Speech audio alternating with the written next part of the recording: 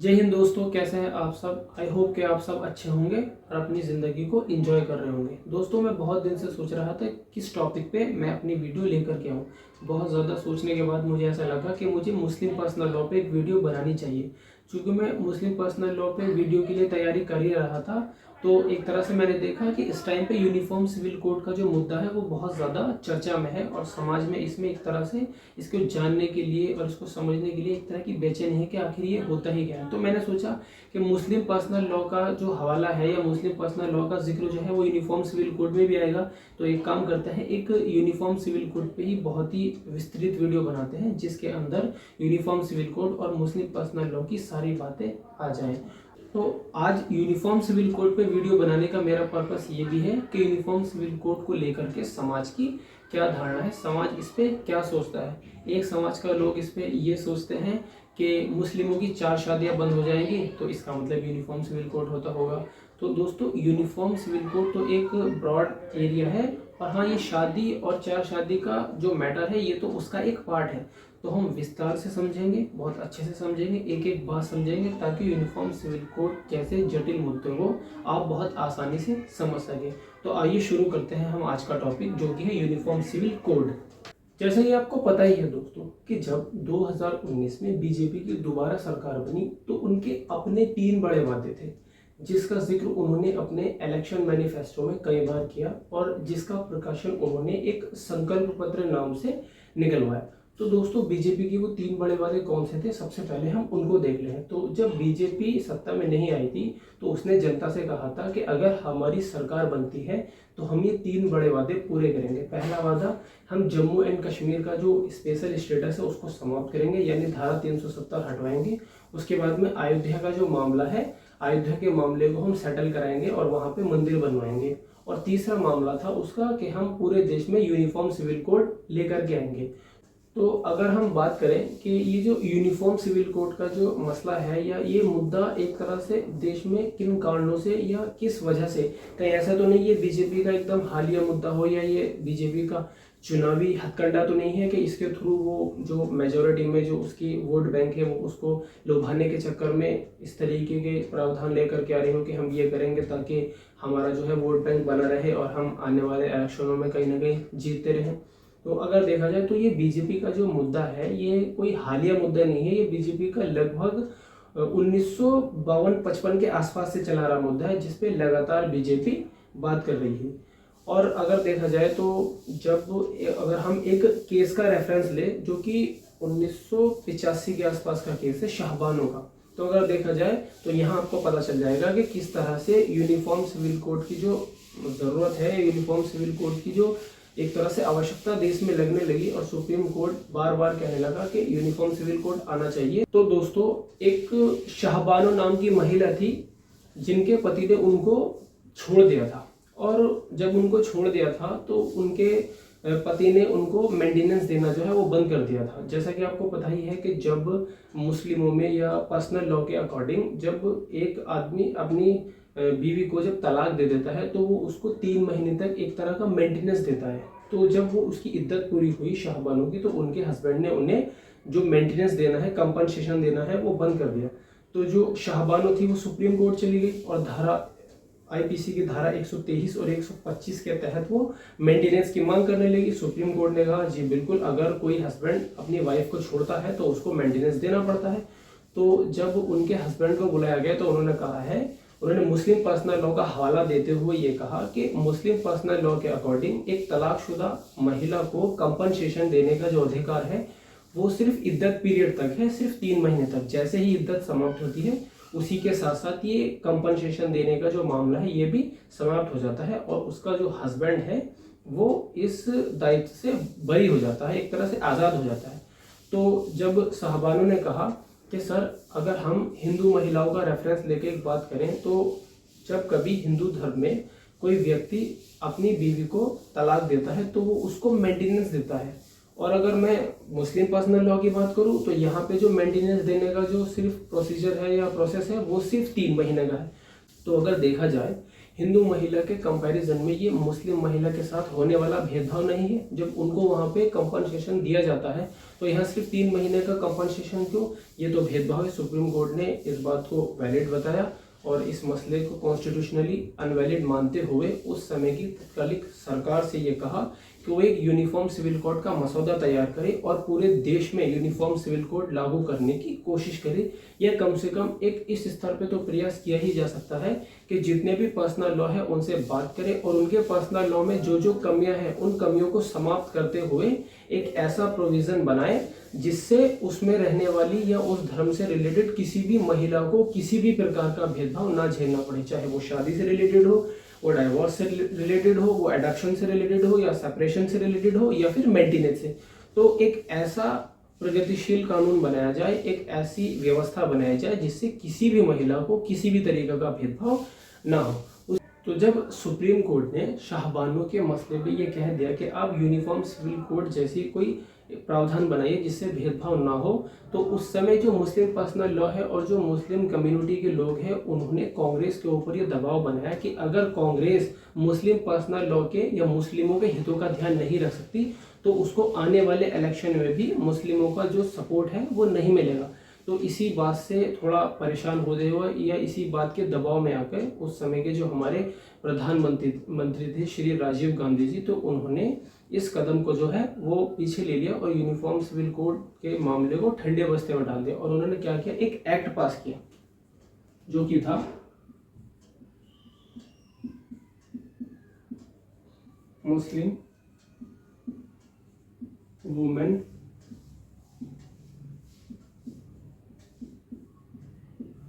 Protection of right on divorce 1986। तो उन्होंने एक ही एक्ट पास किया और इस एक्ट के थ्रू ये कहा गया कि जो मुस्लिम पर्सनल लॉ के अकॉर्डिंग जो कंपनसेशन देने का जो प्रोसेस है वो सिर्फ एक तरह से जब उनकी इद्दत चलती है जब तक ही है, और जैसे ही इद्दत समाप्त होती है तो उनका कंपनसेशन देने का जो दायित्व है वो भी समाप्त हो जाता है। तो आईपीसी की धारा 123 या 125 के अनुसार कोई भी मुस्लिम महिला मेंटेनेंस को लेके क्लेम नहीं कर सकती, वो इस चीज का दबाव अपने पति पे नहीं डाल सकती। तो आपने देखा इस तरह से यहाँ पे ये बहुत अच्छा कदम उठा था, लेकिन इसको एक समुदाय के दबाव में आके वापस कर दिया गया। तो दोस्तों इसी के बाद एक मामला और भी आया जो 2017 में आया, जो था शायरा बानो का मामला। अब शायरा बानो के मामले में क्या हुआ, शायरा बानो के मामले में ये हुआ कि उनके हस्बैंड ने उनको तलाक दे दी। अब जब उनके हस्बैंड ने उनको तलाक दे दी तो वो ये कहना चाह रही थी कि मुस्लिमों में ये एक तरीके का जो तलाक का जो प्रोविज़न है ये बहुत ही भेदभाव वाला है। यहाँ पे कोई भी व्यक्ति या कोई भी हस्बैंड जो कि मुस्लिम है वो अपनी पत्नी को किसी भी माध्यम से, चाहे वो लिखित तौर पे, मौखिक तौर पे या एक एसएमएस के थ्रू 3 वर्ड अगर बोल देता है तलाक तलाक तलाक, तो जो शादी जैसा जो एक बड़ा और बहुत संवेदनशील मुद्दा है वो समाप्त हो जाता है और जो हस्बैंड है वो अपनी पत्नी की सारी जिम्मेदारियों से बरी हो जाता है। तो अगर देखा जाए हिंदू महिलाओं की कंपैरिजन में क्या यहाँ पे मुस्लिम महिलाओं के साथ में भेदभाव नहीं हो रहा, तो उस समय की जो सुप्रीम कोर्ट की जो बेंच थी उन्होंने इस मामले को हिंदू महिलाओं के अकॉर्डिंग जब देखा तो उन्होंने वाकई इसमें भेदभाव पाया। तो उन्होंने क्या किया, ये 3 तलाक वाले जो मामले को है उन्होंने कॉन्स्टिट्यूशनली अनवैलिड बताते हुए इसको रिजेक्ट कर दिया और उन्होंने इसको समाप्त करने की बात करी। अगर मैं दोस्तों यहाँ पे आपको मुस्लिमों में दिए जाने वाले तलाक का थोड़ा सा बताऊं तो उसका क्या प्रोसीजर है वो मैं आपको बता देता हूँ। दोस्तों मुस्लिमों में तलाक के जो है वो 2 प्रोविजन है या 2 रूप है। 2 कौन कौन से, एक तलाक सुन्नत और दूसरा तलाक बिद्दत। अब दोस्तों तलाक सुन्नत के ही 2 और पार्ट हैं, मतलब तलाक सुन्नत को 2 पार्ट में और डिवाइड कर दिया जाता है। पहला है तलाक एहसन और दूसरा है तलाक हसन। तो तलाक एहसन में क्या होता है, यहाँ देख लीजिए आप, ए हसन। इसमें क्या होता है दोस्तों, तलाक एहसन में क्या होता है, तलाक एहसन में एक हस्बैंड जो है वो अपनी वाइफ को एक बार तलाक बोलता है तलाक, और उसके बाद में 1 महीना बीतता है, 2 महीना बीतता है, 3 महीना बीतता है। अगर इन 3 महीने के बीच में उनके बीच में सेटलमेंट हो जाए और रजामंदी हो जाए, जो नाराज़गी है वो दूर हो जाए, तो फिर ये जो तलाक का जो मुद्दा है वो वहीं पे समाप्त हो जाता है और उनके ऊपर तलाक लागू नहीं होती और वो दोनों साथ रहने लगते हैं। तो अगर देखा जाए तो ये एक बहुत अच्छा प्रोविज़न है जो कि जनरली किसी भी धर्म में मिलता ही है, क्योंकि किसी भी तरह अगर कोई बातचीत खराब होती है या कोई भी मसला आता है तो कम से कम अलग होने का कोई तो रास्ता हो, तो ये रास्ता सही है। और दूसरा है दोस्तों, दूसरा पार्ट है इसका तलाक हसन। तो एक हसन है और एक हसन है। हसन का मसला क्या है कि एक हस्बैंड अपनी वाइफ को एक बार तलाक बोलता है, मान लीजिए कि एक बार बोला उसने तलाक, अब वो 1 महीने का वेट करेगा। अगर 1 महीने तक उनके बीच में कोई रजामंदी नहीं हुई तो वो दूसरे महीने में फिर एक बार और तलाक देगा।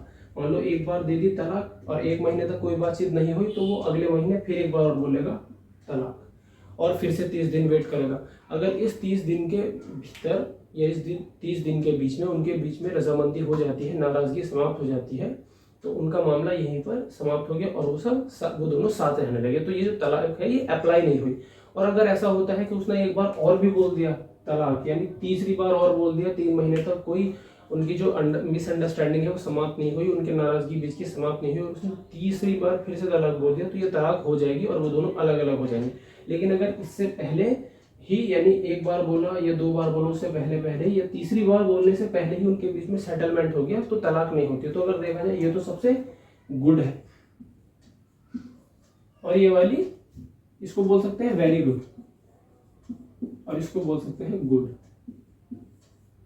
लेकिन मुद्दा जो है दोस्तों, वो सबसे बड़ा मुद्दा जो है वो तलाक बिद्दत को लेके है। अब तलाक बिद्दत में कोई अग्रिम सूचना नहीं, कोई एडवांस नोटिस नहीं, कुछ नहीं, कोई टाइम पीरियड नहीं, कोई बीच में गैप नहीं जिस वजह से बीच का जो सेटलमेंट है वो हो जाए या बीच की नाराजगी समाप्त हो जाए। उसमें क्या है, बस अभी कोई दिक्कत आई, कोई नाराजगी वाला है, किसी भी तरीके की समस्या आई, पति ने अपनी पत्नी को बोल दिया तलाक तलाक तलाक किसी भी माध्यम से, तो ये शादी जैसा जो बंधन है वो समाप्त हो जाया करता था। तो इस तरह से जो असली प्रॉब्लम थी वो तलाक बिद्दत में थी। तो इस तरह से जो सुप्रीम कोर्ट ने तलाक बिद्दत को कॉन्स्टिट्यूशनली अनवैलिड किया। तो अब जो है यह प्रावधान नहीं है, अगर कोई हस्बैंड अपनी वाइफ को 3 बार बोल देता है लगातार बिना गैप किए तलाक तलाक तलाक, तो उसके ऊपर अब सरकार ने मेरे ख्याल में 3 साल की सजा और कुछ जुर्माने का प्रावधान किया है, जिस वजह से ये जो मामले हैं ये अब समाप्त हो जाए। तो ये था मुस्लिमों में तलाक का जो पूरा प्रोसीजर था, ये मैंने आपको बताया। और क्या था शायरा बानो का मामला, ये भी आप समझ ही गए होंगे। मैं एक बार शायरा बानो के मामलों को थोड़ा सा शॉर्ट में एक बार और बताता हूँ। तो कि ये तलाक की वैधता से रिलेटेड था। अब तलाक में ही हलाले का भी मसला आ गया था। तो सुप्रीम कोर्ट ने तलाक बिद्दत को और तलाक निकाह हलाला को दोनों को ही कॉन्स्टिट्यूशनली अनवैलिड कर दिया। अब निकाह हलाला क्या होता है कि अगर तलाक बिद्दत हो जाती है तो तलाक बिद्दत के बाद ये होता है कि एक महिला को जो है वो इद्दत करनी पड़ती है और इद्दत करने के बाद जब वो अपनी इद्दत से उठेगी, उस इद्दत के बाद में उसको किसी दूसरे से निकाह करना पड़ता है। फिर वो उसके साथ कुछ दिन रह जाएगा और जब रहने के बाद में उसका फिर से उससे तलाक होगा और फिर से उसके बाद उसी हस्बैंड से उसकी शादी कराई जाएगी जिससे पहले तलाक हुआ था। तो एक तरह से बहुत ज़्यादा लंबा और बहुत ज़्यादा जटिल और एक तरह से असंवैधानिक सा प्रोविज़न है कि एक बार तलाक हो गया, फिर बीवी की शादी पहले उसने इद्दत करी, फिर उसकी शादी दूसरे से कराई गई, फिर वो तलाक देगा, फिर इद्दत होगी, फिर दूसरे से फिर से पुराने से ही शादी होगी। तो इस तरह से बहुत ज़्यादा बेकार और मतलब बिना बात वाला एक मसला था जिसको सुप्रीम कोर्ट ने एक तरह से कॉन्स्टिट्यूशनली अनवैलिड कर दिया। तो इस तरह से शायरा बानो का भी मुद्दा आपको आई होप बहुत अच्छे से समझ में हो गया। अब बहुत से मामले सुप्रीम कोर्ट में आए और बहुत से मामले अलग अलग पर्सनल लॉ से सुप्रीम कोर्ट में आए, लेकिन सुप्रीम कोर्ट ने क्या किया, जब उनको लगा कि इसमें किसी एंगल से भेदभाव देखने को नहीं मिल रहा या कोई समस्या नहीं मिल रही, तो उसने उनको रिजेक्ट कर दिया। अभी एक मुद्दा आया जो कि बहुविवाह से रिलेटेड था। तो बहुविवाह में क्या है कि जो मुस्लिम है उनमें एक हस्बैंड वो 4 शादियां कर सकता है, तो उससे रिलेटेड एक मामला था। तो जब इसका हवाला देते हुए आईपीसी की धारा 444 का हवाला देते हुए समीना बानो ने या समीना बेगम जो भी है वो, हमें तो सिर्फ रेफरेंस लेना है, उन्होंने कहा कि एक तरह से अगर हिंदुओं के अकॉर्डिंग देखा जाए तो पहली वाइफ के रहते हुए उनका हस्बैंड दूसरी शादी नहीं कर सकता। तो अगर देखा जाए तो एक तरह से हिंदू महिलाओं के कंपैरिजन में मुस्लिम महिलाओं के साथ क्या ये भेदभाव नहीं है? तो सुप्रीम कोर्ट ने उसके ऊपर भी राय रखी अपनी और उस पर स्टडी करना स्टार्ट किया।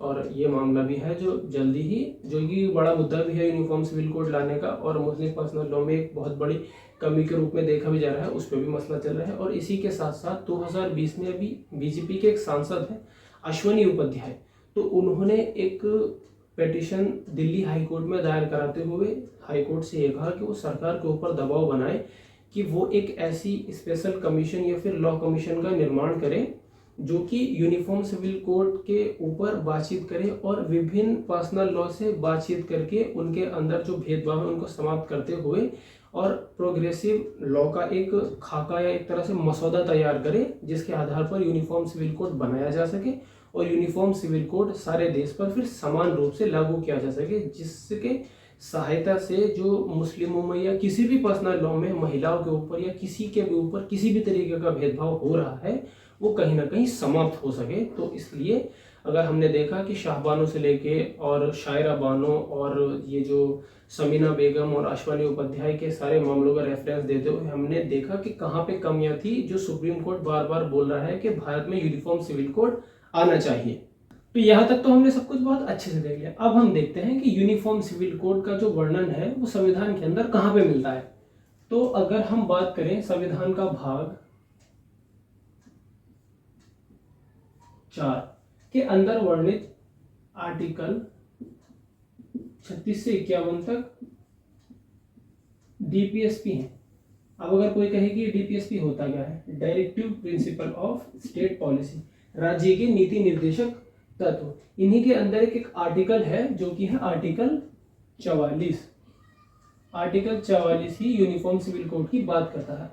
Article 44 deal with uniform civil code. तो ये डीपीएसपी जो है वो हमारी सरकार को ये निर्देश देते हैं। अगर मैं सरकार की बात करूं तो इसमें सरकार के तीनों ही अंग आ जाएंगे, चाहे वो जुडिशरी हो, चाहे वो एग्जीक्यूटिव हो या फिर लेजिस्लेचर हो।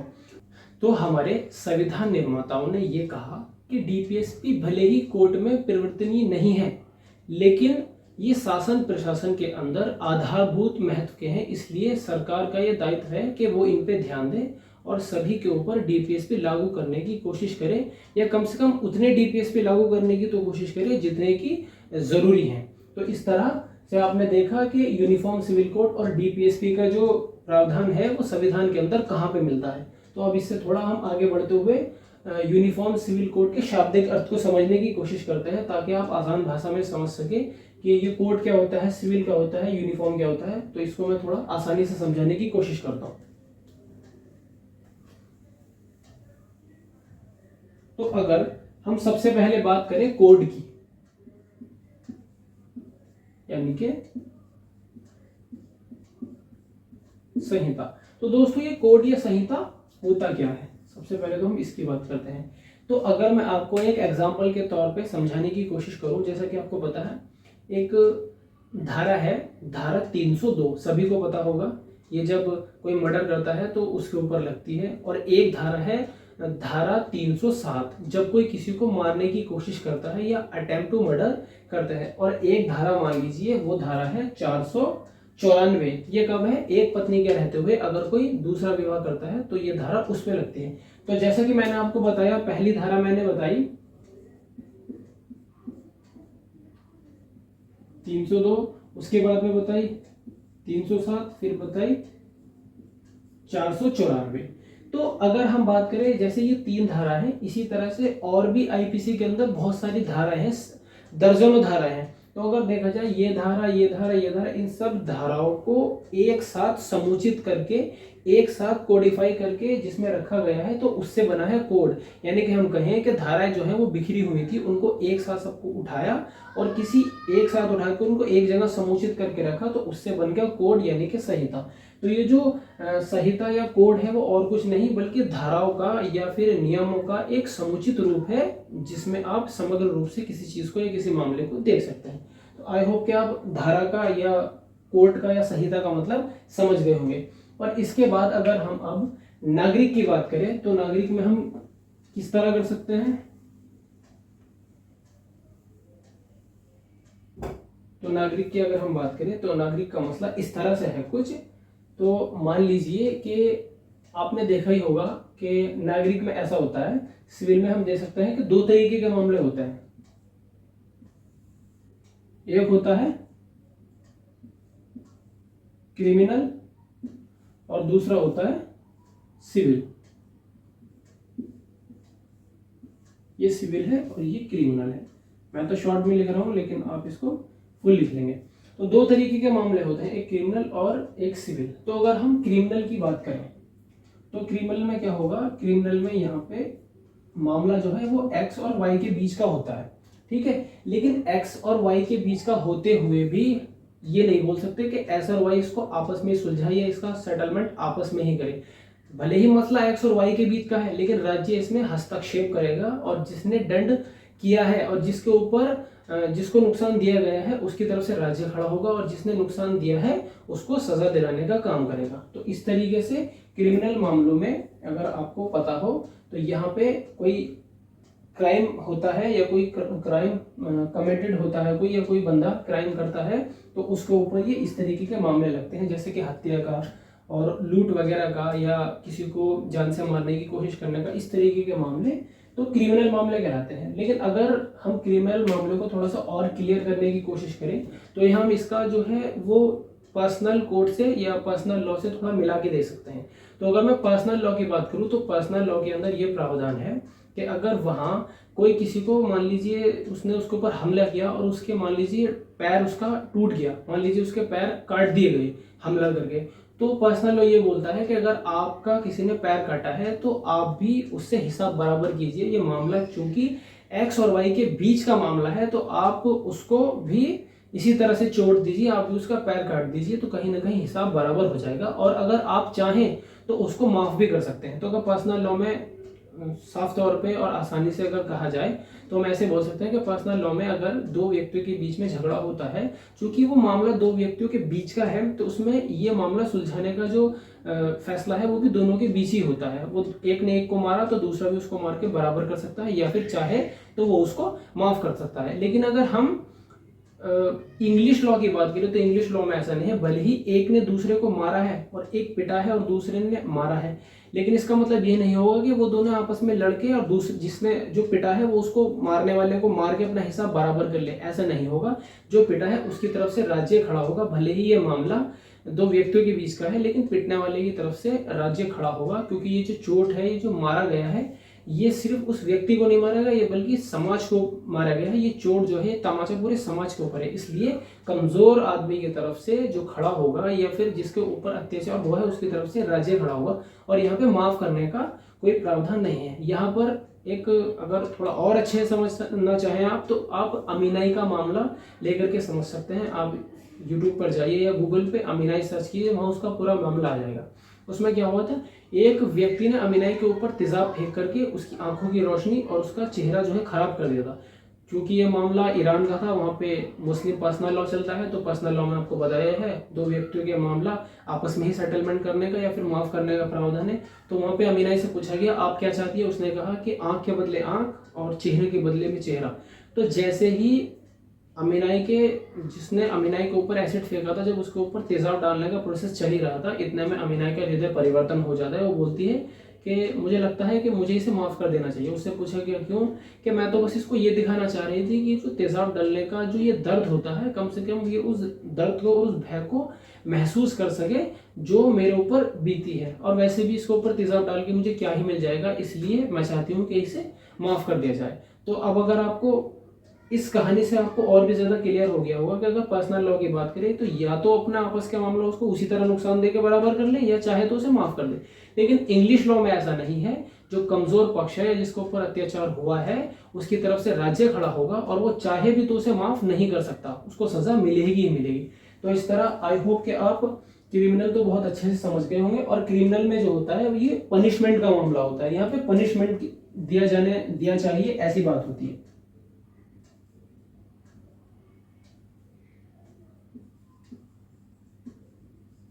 पनिशमेंट जैसी बात होती है, ठीक है, या फिर दंड जैसी बात होती है। आप इसको नोट कर लीजिए।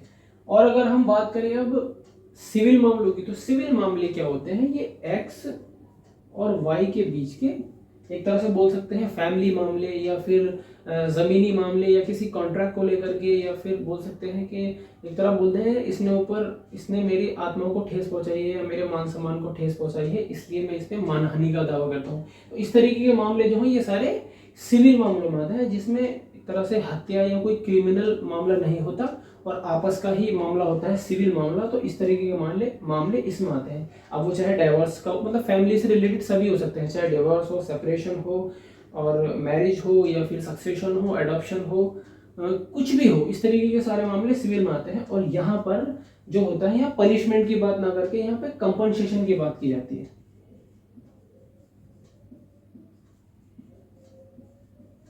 कंपनसेशन की बात की जाती है या फिर मेंटेनेंस की बात की जाती है।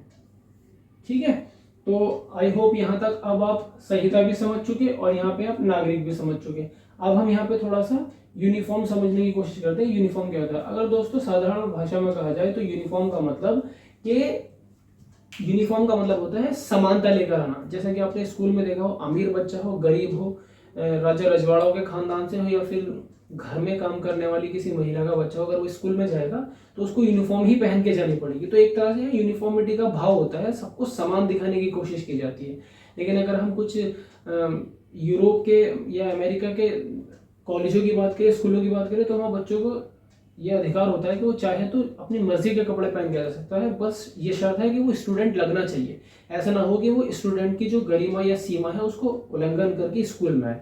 ठीक है, तो अगर साधारण में कहा जाए तो यूनिफॉर्म का मतलब होता है समानता लाना, यूनिफॉर्मिटी लाना। तो अब इस पूरे शब्द का या यूनिफॉर्म सिविल कोड का हम आसान भाषा में ये कह सकते हैं कि ये जो सिविल है, क्योंकि क्रिमिनल मामलों में तो सबके लिए समान ही लॉ है, तो ये बताया गया है कि सिविल मामलों में सभी के लिए समान कानून हो और उन समान कानूनों का एक समुचित रूप हो, जिसको हम कोड बोल सकते हैं। तो इस तरह बनता है यूनिफॉर्म सिविल कोड या समान नागरिक संहिता। आई होप कि आपको बहुत अच्छे से समझ में आ गया होगा।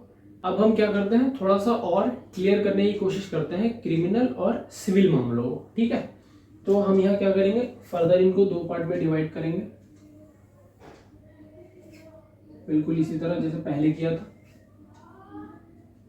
एक मामला होगा क्रिमिनल, इसको हम इस तरह शॉर्ट में लिख देंगे, और दूसरा मामला होगा सिविल। सिविल को भी हम फिर से फर्दर डिवाइड करेंगे। मैं यहाँ पे शॉर्ट में लिख रहा हूं, आप समझ जाइएगा या फिर सुन के उसको फुल फॉर्म में लिखिएगा। एक होता है सब्सटेंटिव और एक होता है प्रोसीजरल। और यहाँ पे भी इसी तरह से दो पार्ट में डिवाइड करेंगे, सब्सटेंटिव और प्रोसीजरल। अगर हम सब्सटेंटिव की बात करें तो इसका हिंदी में नाम होता है तात्विक और इसका नाम होता है प्रक्रिया। इसी तरह इसको आप यहां पर भी ले सकते हैं। तो दोस्तों मैंने अभी आपको क्रिमिनल मामले क्या होते हैं और सिविल मामले क्या होते हैं ये तो बहुत अच्छे से बता दिया। लेकिन अब क्रिमिनल के ही दो पार्ट हो गए, एक है सब्सटेंटिव और एक है प्रोसीजरल। तो मैं थोड़ा सा ये भी बताने की कोशिश करता हूँ यहाँ पे कि ये क्या होता है।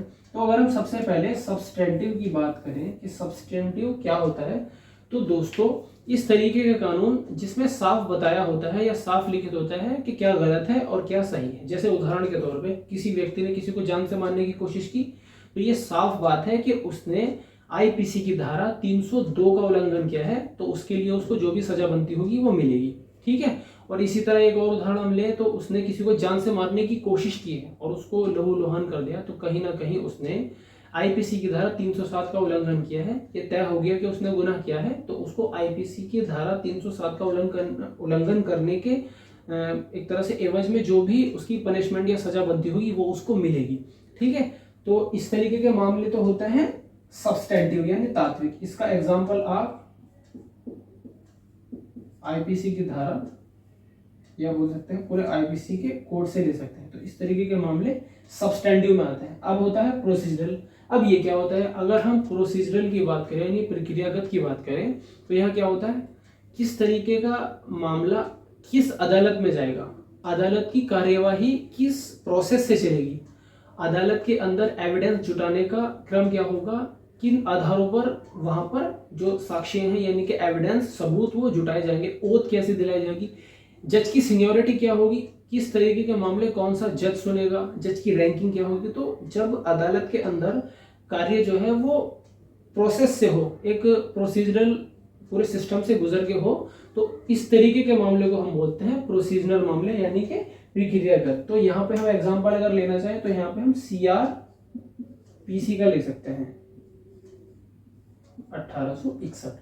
तो अब यहाँ पे आप सब्सटेंटिव भी समझ गए और प्रोसीजरल भी समझ गए। सेम यही डेफिनेशन यहाँ पर भी लागू होती है, यही जो डेफिनेशन हमने यहाँ देखी यही सब्सटेंटिव की यहाँ होगी और वही डेफिनेशन प्रोसीजरल की भी होगी। लेकिन इनका एक एग्जांपल हम देख सकते हैं कि इसका जो एग्जांपल है उसमें हम देख सकते हैं CPC, सिविल प्रोसीजर कोड।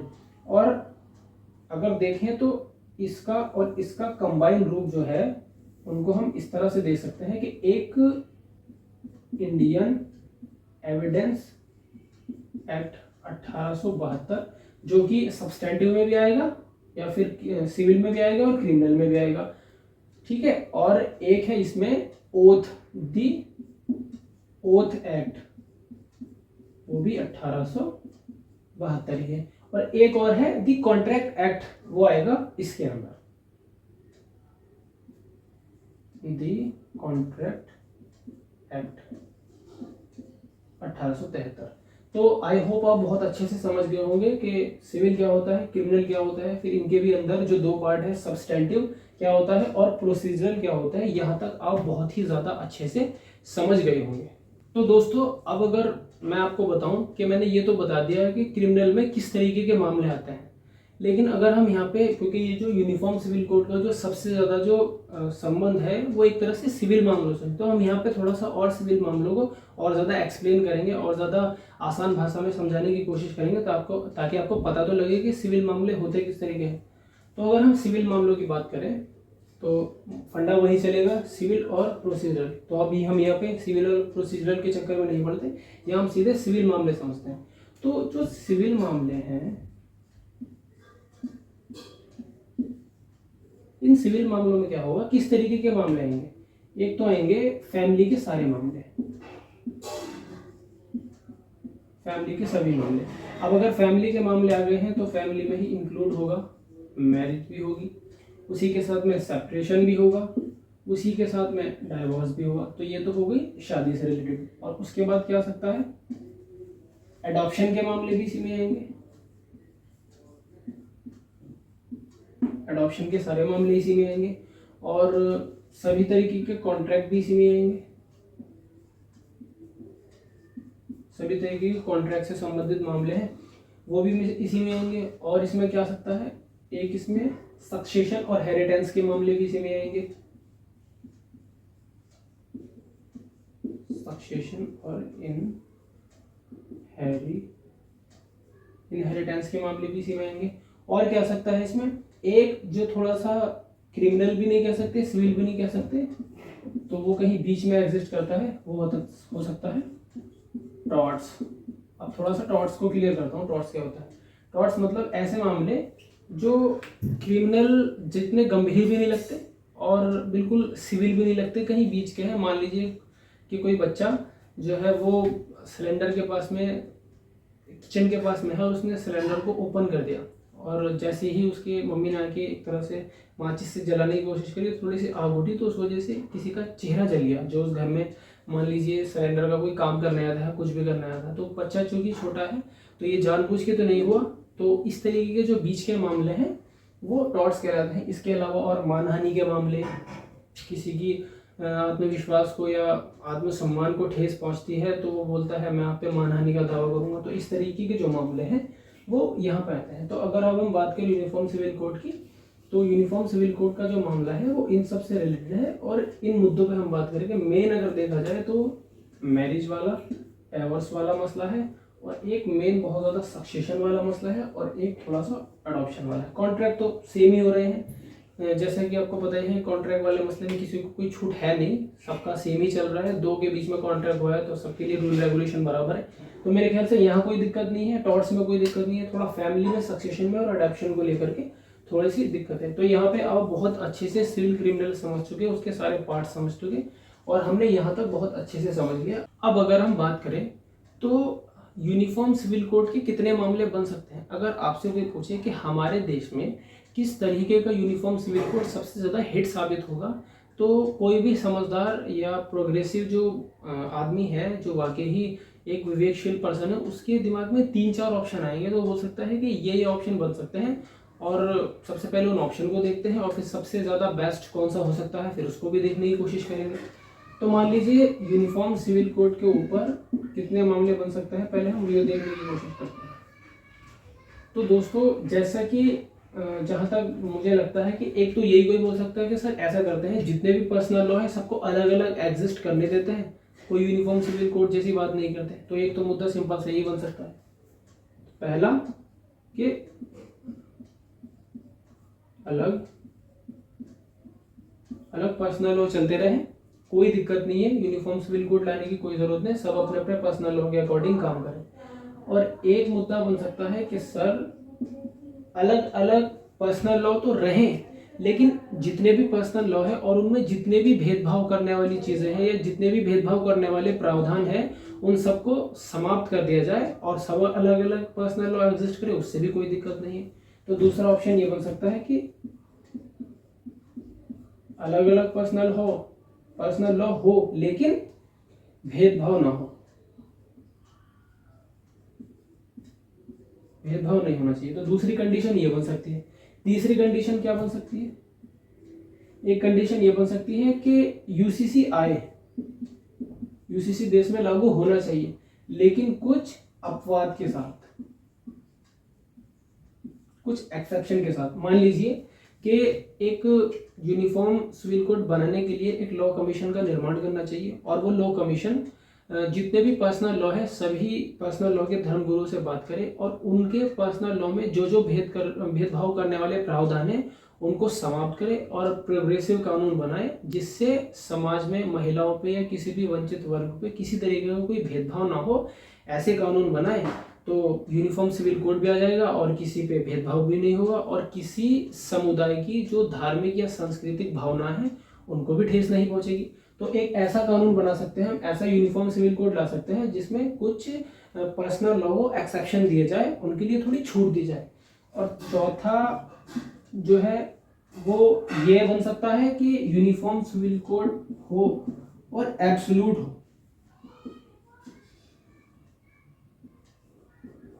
मतलब एक ऐसा यूनिफॉर्म सिविल कोड बनाओ जो सभी पे समान रूप से लगे, मतलब पूरी कंट्री का एक लॉ, चाहे हिंदू मुस्लिम सिख ईसाई जैन बौद्ध कोई भी हो, सब पे एक सा कानून बनाया जाए और सारे धर्मों पे वही कानून लागू होना चाहिए, कोई एक्सेप्शन नहीं, कोई छूट नहीं, बस कानून एक बने और सब पे थोप दिया जाए।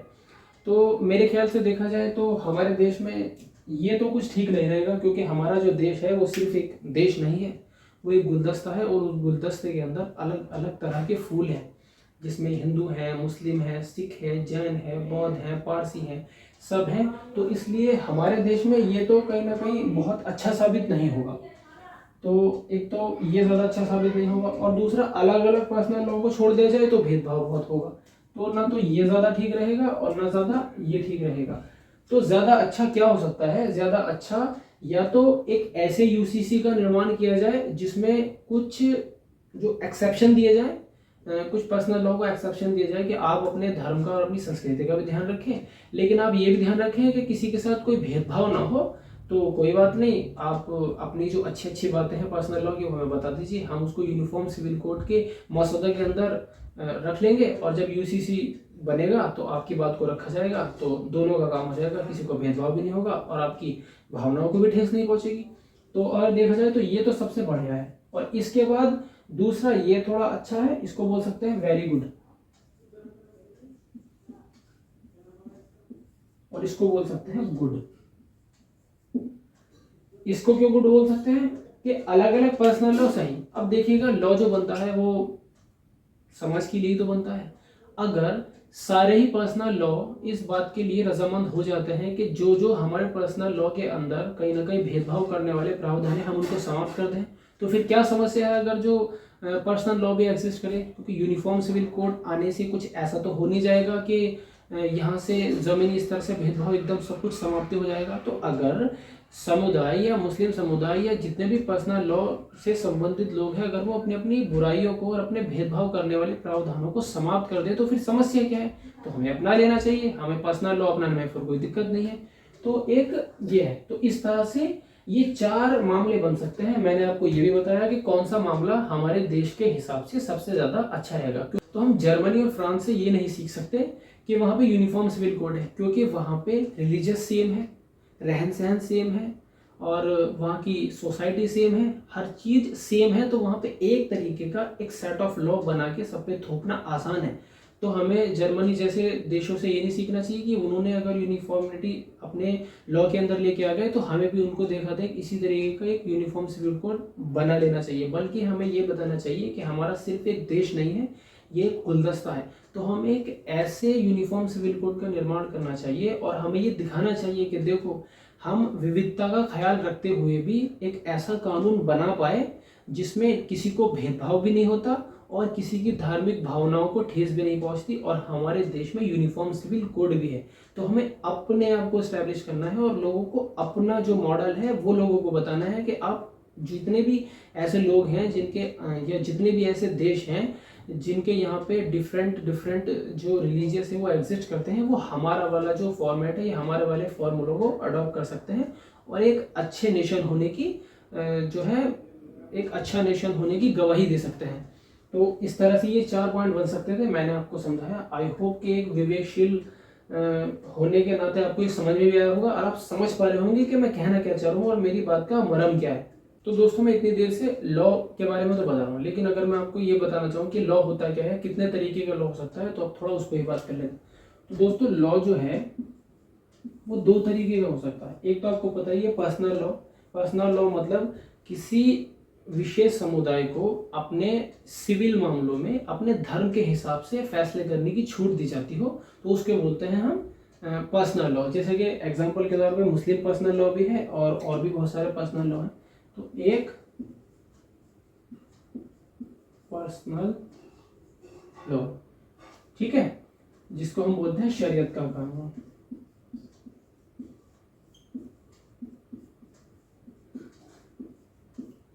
और दूसरा हो सकता है दोस्तों लेक्स लोसाई। लेक्स लोसाई क्या है?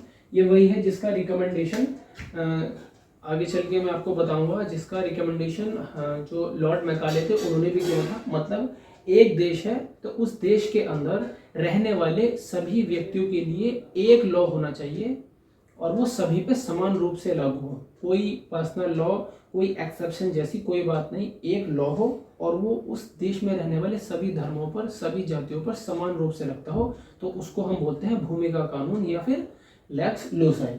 तो आप दोनों समझ गए होंगे कि क्या होता है पर्सनल लॉ और क्या होता है लेक्स लोसाई, भूमि का कानून। ठीक है। अब दोस्तों मैं आपके सामने एक तरह की केस स्टडी टाइप है, एक स्टोरी और बताने की कोशिश करता हूँ, उससे आप यूनिफॉर्म सिविल कोड कैसे अच्छा रहेगा, हमारे देश में सही रहेगा भी या नहीं रहेगा, या अगर यूनिफॉर्म सिविल कोड रहेगा तो कौन सा वाला यूनिफॉर्म सिविल कोड हमारे देश में सबसे ज़्यादा कारगर साबित होगा, आप बहुत अच्छे से समझ पाएंगे। मान लीजिए दोस्तों एक गाँव है ए और एक गाँव है बी, जिनकी आबादी 2000 है। उसमें जो गाँव ए है उस गाँव में एक तरह से समान ही धर्म के लोग हैं और समान ही वहाँ की सोसाइटी है और समान ही वहाँ का खान पान है और समान ही वहाँ का रहन सहन। और जो दूसरा वाला जो है गांव बी, उसमें भी इसी तरह से समान धर्म, समान जो है सोसाइटी और समान रहन सहन और समान खान पीन। ठीक है। और एक जो ए है उसके अंदर क्या है कि अच्छे से, बहुत अच्छे से फल फूलते हैं और सब्जी वगैरह इस तरीके का मसला होता है, मतलब कि खेती करने योग्य ज़मीन है, तो वहाँ पे एग्रीकल्चर को बहुत ज़्यादा प्रमोट किया जाता है। तो चूँकि आपको पता है कि एग्रीकल्चर को प्रमोट करने के लिए और एग्रीकल्चर में बहुत ज़्यादा यूज़ होता है बैल का, भैंस के बछड़ों का, तो इनका बहुत ज़्यादा यूज़ होता है। तो वहाँ के लोगों ने क्या ये डिसाइड किया कि ये जो गाय और भैंस के जो बच्चे हैं ये कहीं ना कहीं एग्रीकल्चर में बहुत ज़्यादा मदद करते हैं, तो इनसे हमारा एक इमोशनली अटैचमेंट है। तो क्या करते हैं हम कि जो भी गांव के अंदर या गांव ए जो है उसके अंदर अगर कोई इन पशुओं का वध करेगा तो उसको सज़ा दी जाएगी। ठीक है, तो यहाँ पे आपको दिख रहा होगा एक तरह से ये जो गाय का जो वध है या फिर जो मतलब एक तरह से बोल सकते हैं पशुओं को मारने का ये जो एक तरह से नॉन वेज का जो कॉन्सेप्ट है वो यहाँ पे नहीं होगा और यहाँ पे वेज को ज़्यादा प्रमोट किया जाएगा, शाकाहार को ज़्यादा प्रमोट किया जाएगा। तो यहाँ आपने देखा कि किस तरह से एग्रीकल्चर ने किसी एक गांव के खान पीन की कंडीशन को एकदम चेंज कर दिया। अब इसी तरह से एक दूसरा जो है गांव बी है, उसमें क्या है, ऐसी जगह है, वो एक ऐसा जोग्राफिकल एरिया है जहाँ पे बारिश नहीं, हरियाली का दूर दूर तक पता नहीं, दूर दूर तक एकदम सपाट पड़ा है और वहाँ पे खेती की कोई संभावना नहीं। तो वहाँ पे जाहिर सी बात है कि लोगों को अपने जीवन को व्यतीत करने के लिए, अपना भरण पोषण करने के लिए वहाँ पे लोगों को पशुओं को मारना पड़ेगा। तो वहाँ पे पशुओं को मारना जायज़ माना जाता है और वहाँ पे जायज़ ही नहीं बल्कि ये भी कहा गया है कि जो साल में सबसे ज़्यादा पशु मार के खाएगा उसको विशेष प्रकार की छूट भी मिलेगी। तो आपने देखा किस तरह से यहाँ पे ज्योग्राफिकल कंडीशन अलग अलग होने की वजह से उनका खान पीन भी डिसाइड हो गया। अब इसी तरह से हम एक चीज़ और देखते हैं, क्योंकि जो गांव बी है जहाँ पे मांसाहार को प्रमोट किया जा रहा है, वहाँ ये कबीलाई टाइप है, जंजो टाइप है, ये जो जंग लड़ते हैं, तो ज़्यादातर इनके जो मर्द हैं वो जंग पे रहते हैं। अब जब जंग पे मर जाते हैं लोग तो वहाँ का जो रेशो है वो बिगड़ जाता है। मान लीजिए 1000 महिला है और 1000 जो है वो पुरुष है, तो जब 200 या 300 लोग मर जाएंगे तो वहाँ पे सेक्स रेशो जो है वो कहीं ना कहीं बिगड़ जाएगा। तो वहाँ पे क्या होता है कि जब 1000 औरतें बचती हैं और 700 सिर्फ मर्द बचते हैं, तो वहाँ पे ये बोल दिया जाता है कि यहाँ पे बहुविवाह करने की परमिशन है, क्योंकि कहीं ना कहीं उन औरतों को तो मर्द मिल ही नहीं पाएंगे जो 300 बचेंगी। तो यहाँ पे ये बोल दिया जाता है कि आप ऐसा कर सकते हैं कि एक जो आदमी है वो एक से ज़्यादा शादी कर सकता है, और दूसरी तरफ जो गांव ए है वहाँ पे एग्रीकल्चर की बहुत ज़्यादा संभावनाएं बन रही हैं। जब एग्रीकल्चर की ज़्यादा संभावनाएं बन रही हैं तो वहाँ पे ज़मीन का बहुत महत्व होगा। अब अगर शादी करेंगे तो फिर एक पीढ़ी से दूसरी पीढ़ी में ज़मीन ट्रांसफ़र होगी, फिर उसकी पीढ़ी में ट्रांसफ़र होगी, फिर उसके बच्चों के बच्चे होंगे तो फिर वहाँ पे जाके और ट्रांसफ़र होगी। तो इसी तरह करते करते करते इतनी जगह बचेगी कि बच्चे जो है ना वहाँ पे गुल्ली डंडा भी नहीं खेल पाएंगे। तो एक तरह से अगर हम गाँव बी की बात करें, वहाँ की जोग्राफिकल कंडीशन अलग है। वहाँ का मसला ऐसा बैठता है कि जंग की वजह से लोग मर जाते हैं और सेक्स रेशो बिगड़ जाता है, तो इसलिए मर्द जो है वो कम हो जाते हैं, औरतें ज़्यादा हो जाती है, तो वहाँ पे बहुविवाह की संभावनाएं बन जाती हैं। और अगर हम गांव ए की बात करें तो वहाँ पे एग्रीकल्चर का महत्व ज़्यादा होने की वजह से जगह का महत्व ज़्यादा हो गया। तो वहाँ पे लोग चाहते हैं कि ये हमारी ज़मीन बटे ना। तो यहाँ पे क्या होता है कि अगर 4 भाई हैं तो एक काम करते हैं, एक ही महिला से शादी कर लेते हैं और उसी महिला से मतलब एक ही महिला से चारों भाई शादी कर लेंगे, जिससे ज़मीन का बंटवारा ना हो। तो आपने देखा किस तरह से एक ज्योग्राफिकल कंडीशन अलग अलग होने की वजह से वहाँ पे एक जगह बहुविवाह जैसी बात हुई और एक जगह जो है वो एक ही पत्नी के 4 पति रखने जैसी बात होगी। तो इस तरह से कोई धर्म बुरा नहीं होता दोस्तों, ना मुस्लिम धर्म बुरा है ना हिंदू धर्म बुरा है, कोई सा भी धर्म बुरा नहीं है। लेकिन ये सब डिसाइड करती है कहीं की सिचुएशन, कि वहाँ की परिस्थितियाँ किस तरह की है, कहाँ पे पोलोगेमी होगी, बहुविवाह होगा, और कहाँ पे 3-4 भाई की एक ही पत्नी होगी, कहाँ पे पर्दा प्रथा होगी, कहाँ पे तुम ओपनली जा सकते हो, किस जगह पे नॉन वेज होगा, कहाँ पे वेज होगा, ये भी ज्योग्राफिकल कंडीशन जो है वो डिसाइड कर दी। तो इस तरह से हम ये नहीं बोल सकते कि ये सही है ये गलत है, ये गलत है ये सही है, सब अपनी अपनी जगह सही है, क्योंकि सब अपनी अपनी सिचुएशन के हिसाब से अडॉप्ट कर रहे हैं। तो दोस्तों मैंने एक इस केस स्टडी से और एक गांव ए और गांव बी के एग्जांपल से आपको समझाने की कोशिश की कि किस तरह से ज्योग्राफिकल कंडीशन अलग अलग होने की वजह से वहाँ पे खान पीन, रहन सहन और शादी ब्याह का जो मसला है, शादी विवाह का, ये इस तरीके की जो कंडीशन है कैसे अलग हो गई। तो आपको यहाँ तक बहुत अच्छे से समझ में आया होगा। और यहाँ पे मैंने यूनिफॉर्म सिविल कोड का एक तरह से बोलते हैं ना क्रक्स दे दिया है, एकदम निचोड़ यहाँ तक दे दिया। तो जिसको यहाँ तक की बात बहुत अच्छे से समझ में आ गई वो यूनिफॉर्म सिविल कोड पे अपनी एक अच्छी राय बनाने में कामयाब होगा और वो अब किसी के साथ में बातचीत कर सकता है। अब उसकी जो बातचीत का जो स्तर है वो एक एवरेज इंसान से बहुत ज़्यादा ऊपर है और उसका कोई बेवकूफ़ अब बना नहीं सकता। वो विस्तार से और बहुत ज़्यादा ब्रॉड और बहुत गहराई में जाके इस चीज़ पे बात कर सकता है। तो यहाँ तक हमने कर लिया। अब हम इसके बाद देखेंगे एवोल्यूशन ऑफ द लॉ, यानी कि कानून का विकास किस तरह से हुआ, एंशिएंट टाइम में कैसे हुआ, मिडाइवल टाइम में कैसे हुआ और मॉडर्न टाइम में किस तरह से चला। अब हम यहाँ से वो देखेंगे। तो दोस्तों आइए अब हम देख लेते हैं भारत में कानूनी प्रक्रिया का विकास किस तरह से हुआ। तो अगर हम बात करें एंशिएंट इंडिया की, तो एंशिएंट इंडिया में जो लीगल मामलों को जो सुनने का, जैसे क्रिमिनल और सिविल मामलों को जो सुनने का आधार था, ये किस आधार पर ये फैसले किए जाते थे, क्या लॉ था, तो उसका जो आधार था वो एंशिएंट इंडिया में वेद और स्मृति थी। और अगर हम स्मृति को थोड़ा सा और क्लासिफाई करें तो उसमें मनुस्मृति और याज्ञवल्क्य स्मृति थी, और उसी के साथ साथ एक नारद स्मृति भी। लेकिन अगर देखा जाए तो लीगल पॉइंट ऑफ व्यू से सबसे ज़्यादा महत्वपूर्ण जो थी वे ये 2 स्मृतियाँ थी। तो इन्हीं के आधार पर जो है किसी भी तरीके के केस या मामले जो भी आते थे, इन्हीं के आधार पर उनको सेटल किया जाता था, सॉल्व किया जाता था। अगर अब हम बात करें मिडाइवल इंडिया की, तो मिडाइवल इंडिया में जो मसला था वो इस तरह से था कि जब मिडाइवल इंडिया में जो मुस्लिम्स हैं वो अलग अलग कंट्रियों से जब भारत आए तो वो अपना लीगल प्रोसेस और अपने धार्मिक ग्रंथ यहाँ लेकर के आए। जैसा कि आपको पता ही है कि मुस्लिमों का जो लीगल सिस्टम है उसका जो आधार है वो शरीयत है। तो वो क्या करते थे, शरीयत के ही आधार पर वो क्रिमिनल मामलों को सॉल्व किया करते थे। किसी भी तरीके का क्रिमिनल मामला आया करता था तो वो उसको शरीयत के हिसाब से सॉल्व किया करते थे। लेकिन अगर हम सिविल मामलों की बात करें तो सिविल मामले बहुत ज़्यादा लचीले थे, वो बहुत ज़्यादा फ्लेक्सिबल थे। उसमें किस तरह से फैसले होते थे, काजी और मुफ्ती जैसे भी प्रोसेस बताया करते थे कि इस गुनाह के लिए या इस क्राइम के लिए इस तरीके का दंड जो देना सही रहेगा तो उसी दंड को दे दिया जाता था। तो ये प्रोसेस था। तो उस समय के जो राजा था, जो नवाब था औरंगजेब, उसने बाकी सब काम कैसे किए इस पे तो हम चर्चा नहीं करेंगे, लेकिन उसने एक काम बहुत अच्छा किया कि उसने जो सिविल मामले थे मुस्लिमों को, उनको जो है उसने एक तरह से कॉडिफाइड कर दिया, कंबाइन कर दिया, उनको एक साथ लाके एक दस्तावेज में ढालने की कोशिश करी। और उस दस्तावेज का नाम क्या था, उस दस्तावेज का नाम था फतवाए आलमगीर। ये आपको एफ थोड़ा सा ऐसा लग रहा होगा, तो ये फतवाए आलमगीर थी। तो उन्होंने एक किताब का निर्माण कराया, एक किताब लिखवाई और उस किताब के अंदर पूरे सिविल मामलों को बहुत अच्छे से कोडिफाई और क्लेरिफाई करने की कोशिश की, जिससे कि जो सिविल मामलों में लचीलापन है वो दूर हो सके। तो ये जो सिविल मामलों को सॉल्व करने का प्रोसेस क्या था, उसके बाद में जैसा भी मामला हो करता था, अगर छोटे आधार का मामला हुआ तो काजी उसकी सुनवाई करते थे और काजी सुन के ये बताते थे कि इस क्राइम के लिए ये सजा देनी या इस मामले के लिए इस तरीके का प्रोसेस सही रहेगा, तो आप उसको इस तरह से सेटल कर लीजिए। तो काजी नवाब को बताते थे और नवाब जो है यानी औरंगजेब वो उसका सेटलमेंट कर दिया करते थे। ये प्रोसेस था। और अगर उससे कुछ ऐसे पेचीदा या थोड़े भारी किस्म के या थोड़े जटिल मामले अगर आते थे तो वो मुफ्ती सॉल्व करते थे, क्योंकि मुफ्ती जो थे वो कारी के कंपैरिजन में थोड़े से सीनियर थे। आप इसे समझ जाएंगे, सीनियर थे। तो इस तरीके का एक प्रोसेस था। अगर कोई नॉर्मल मामला है तो उसे काजी ने सुन लिया और नवाब को बता दिया, नवाब ने उसका सेटलमेंट करा दिया।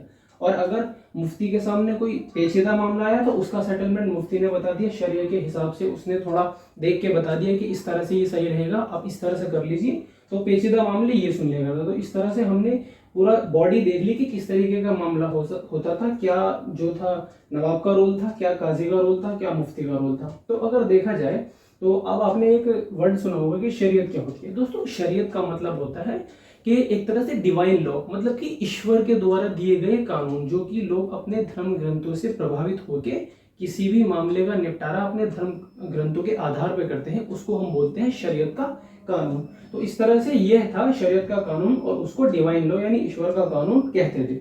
और ये जो इस तरीके का जो प्रोसेस है, ये कानून की जो व्यवस्था है, ये एंशिएंट इंडिया में तो मैंने बताया इस तरह से चल रही थी, मिडाइवल में मैंने पूरा ये समझाया। और ये जो प्रक्रिया है एक तरह से अगर देखा जाए तो 1772-73 तक देखी गई, जब तक कि भारत के अंदर जो सुप्रीम कोर्ट कोलकाता में उसका निर्माण जब तक नहीं हुआ था, उस टाइम तक ये प्रक्रिया इसी तरह चलती रही।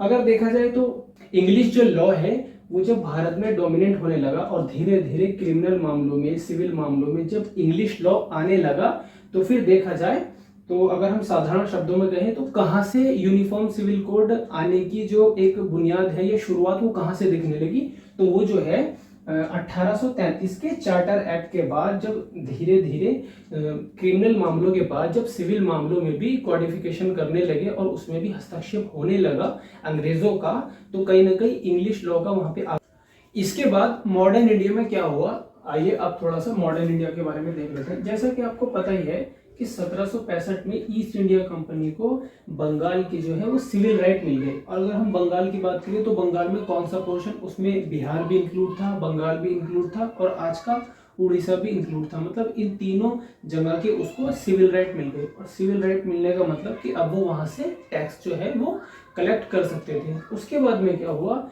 जब इस तरह से उसको ये राइट मिलने स्टार्ट हो गए, तो उसने, जैसे कि आपको पता है कि एक जो व्यक्ति थे जो भारत में पहले भी आ चुके थे और किन्हीं वजह से वो चले गए थे, उनको फिर से 1772 में बुलाया गया। और वो कौन थे? 1772 में जिन्हें बुलाया गया वो थे वैरेन हेस्टिंग, जिन्हें बंगाल का जो है वो गवर्नर बना के भेजा गया। तो जब इनको बंगाल का गवर्नर बना के भेजा गया, तो ये क्या किया इन्होंने अपने आते ही एक जुडिशियल प्लान लेकर के आए। जुडिशियल प्लान में इन्होंने क्या किया, कोर्ट्स की स्थापना की, मतलब कि क्रिमिनल कोड अलग बनाया और सिविल कोड अलग बनाया। इस तरह से इन्होंने कोर्ट की स्थापना की। उसके बाद में इन्होंने अगले ही साल 1773 में सुप्रीम कोर्ट की स्थापना की। जैसा कि आपको पता ही है कि 1773 में पहला सुप्रीम कोर्ट जो है वो बंगाल में एस्टेब्लिश्ड हो गया था। उसके बाद में क्या होता है, जब इन्होंने कोर्ट्स का निर्माण कर लिया, इन्होंने कोर्ट्स की स्थापना कर दी, अलग अलग कोर्ट्स बना दिए, क्रिमिनल अलग और सिविल अलग। तो उसमें उस टाइम पे इन्होंने किस तरह से हिंदू और मुस्लिमों के जो कानून है या व्यवस्था है उसको किस तरीके से चलाया, या किस तरीके से वहां पे लीगल सिस्टम को एक तरह से चलाया। तो इनका क्या सिस्टम था ये पहले थोड़ा सा देख लेते हैं। अगर हम क्रिमिनल मामलों की बात करें, तो क्रिमिनल मामलों में इन्होंने क्या किया, इन्होंने हिंदू और मुस्लिमों के जो दोनों एक तरह से कम्युनिटी भारत में रह रही थी, हिंदू और मुसलमान, इन्होंने क्या किया, दोनों के लिए जो है मुस्लिम जो लॉ था शरीयत का, उसी लॉ से हिंदू और मुस्लिमों के जो मामले हैं उनका सेटलमेंट करना स्टार्ट किया। इस तरह से अगर देखा जाए तो क्रिमिनल मामलों के लिए हिंदू और मुस्लिमों के लिए एक ही लॉ चल रहा था उस टाइम पे, जो कि मुस्लिम लॉ था। और अगर अब हम सिविल लॉ की बात करें, तो उन्होंने सिविल में क्या किया, उन्होंने हिंदुओं का हिंदू लॉ से और मुस्लिमों का मुस्लिम पर्सनल लॉ से दोनों कम्युनिटी के सिविल मामलों का जो है वो किसी तरह से सेटलमेंट करना स्टार्ट किया। जैसे कि यहाँ पे आप देख भी सकते हैं कि उन्होंने दोनों के अलग अलग पर्सनल लॉ से इसका जो उनके मामलों का जो है वो निपटारा किया। इसके बाद फिर वो क्या करते हैं कि 1781 में एक बोल सकते हैं कि जुडिशरी वो रेगुलेशन लेकर के आते हैं, उसमें कुछ चेंज करते हैं। उसमें वो क्या करते हैं, 1781 में जब वो एक रेगुलेशन पास करा लेते हैं या एक रेगुलेशन लेके आते हैं, उसमें क्या करते हैं, उस टाइम पे सिविल की कंडीशन क्या थी, जैसे कि मैंने आपको बताया था कि यहाँ पे क्या था कि सिविल मामलों के लिए जो था वो सबके पर्सनल लॉ से काम चल रहा था। हिंदू और मुस्लिमों के पर्सनल लॉ से ही अदर रिलीजन का भी काम चल रहा था। तो इन्होंने 1781 के बाद इन्होंने क्या किया, 1781 के बाद इन्होंने सिविल मामलों में हिंदुओं के जो मामले हैं वो हिंदू लॉ से निपटाने स्टार्ट किए। जी हाँ, मैं सिविल की बात कर रहा हूँ। और अगर मुस्लिमों की बात की जाए तो इन्होंने मुस्लिमों के जो सिविल मामले हैं वो मुस्लिम पर्सनल लॉ से निपटाने शुरू किए। और जो तीसरा वाला पॉइंट था, यानी कि अदर, जो हिंदू और मुस्लिमों के अलावा जो रिलीजन थे, धर्म थे, उनके लिए इन्होंने क्या किया, अदर रिलीजन के लिए इन्होंने इंग्लिश लॉ उनके ऊपर लागू करना स्टार्ट किया। तो इस तरह से देखा जाए तो हिंदुओं के ऊपर हिंदुओं का लॉ, मुस्लिमों के ऊपर मुस्लिमों का लॉ, और ये जो अदर रिलीजन है इनके ऊपर उन्होंने इंग्लिश लॉ लागू करना स्टार्ट किया। उसके बाद में फिर क्रिमिनल मामलों की क्या कंडीशन थी, एक बार क्रिमिनल मामलों को भी देख लेते हैं। तो क्रिमिनल मामलों में इन्होंने क्या किया, यहाँ पे जैसे कि मैंने आपको बताया है कि हिंदू और मुसलमान सबके लिए जो है वो मुस्लिम ही चल रहा था। तो सबसे पहले फिर उन्होंने क्या किया, जब सिविल में इन्होंने ये रेगुलेशन के थ्रू ये बदलाव किया, तो इन्होंने क्रिमिनल में क्या किया, फिर धीरे धीरे जो है क्रिमिनल मामलों में इन्होंने जो इंग्लिश लॉ को कहीं ना कहीं इस्टेब्लिश करना स्टार्ट किया।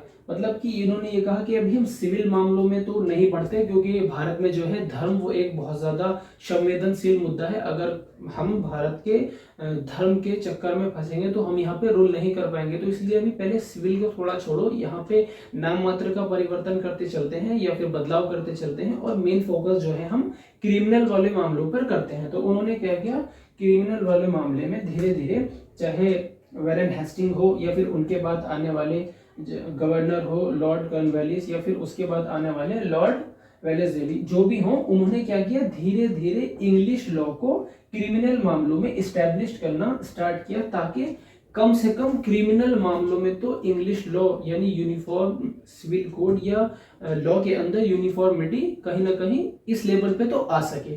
तो इस तरह से मॉडर्न टाइम में ये कुछ एक तरह से सिचुएशन थी, एक तरह के लॉ की स्थिति ये थी जो कि मैंने आपके साथ में डिस्कस की है। तो जैसे कि आपने अब तक देखा, आपने क्या देखा कि एक तरह से क्रिमिनल जो कोर्ट है उसमें तो यूनिफिकेशन आ गई, यूनिफॉर्मिटी आ गई, लेकिन इसके बाद क्या हुआ, इसके आगे का प्रोसीजर क्या था वो भी हम थोड़ा सा देख लेते हैं। तो क्या होता है दोस्तों, जैसे कि आपको पता ही है कि 1833 के चार्टर के बाद जो लॉर्ड विलियम बेंटिंक है वो भारत के पहले गवर्नर जनरल बने, और उनका जो टाइम पीरियड है तो आपको देख ही सकते हैं आप यहाँ पे कि 1828 से लेके 1835 तक का था। तो उन्होंने क्या किया, यहाँ तक तो आपने देख लिया कि क्रिमिनल जो मामले हैं या क्रिमिनल कोड जो है तो उनमें तो एक तरह से गवर्नमेंट ने या इंग्लिश लॉ पूरी तरह से वहाँ पे इस्टेब्लिश करने में वहाँ पे कामयाब रही, लेकिन कुछ समाज में ऐसी कुरीतियाँ या फिर परेशानियाँ या भेदभाव चल रहे थे जिनकी शिकार जो है समाज की महिलाएं हो रही थी।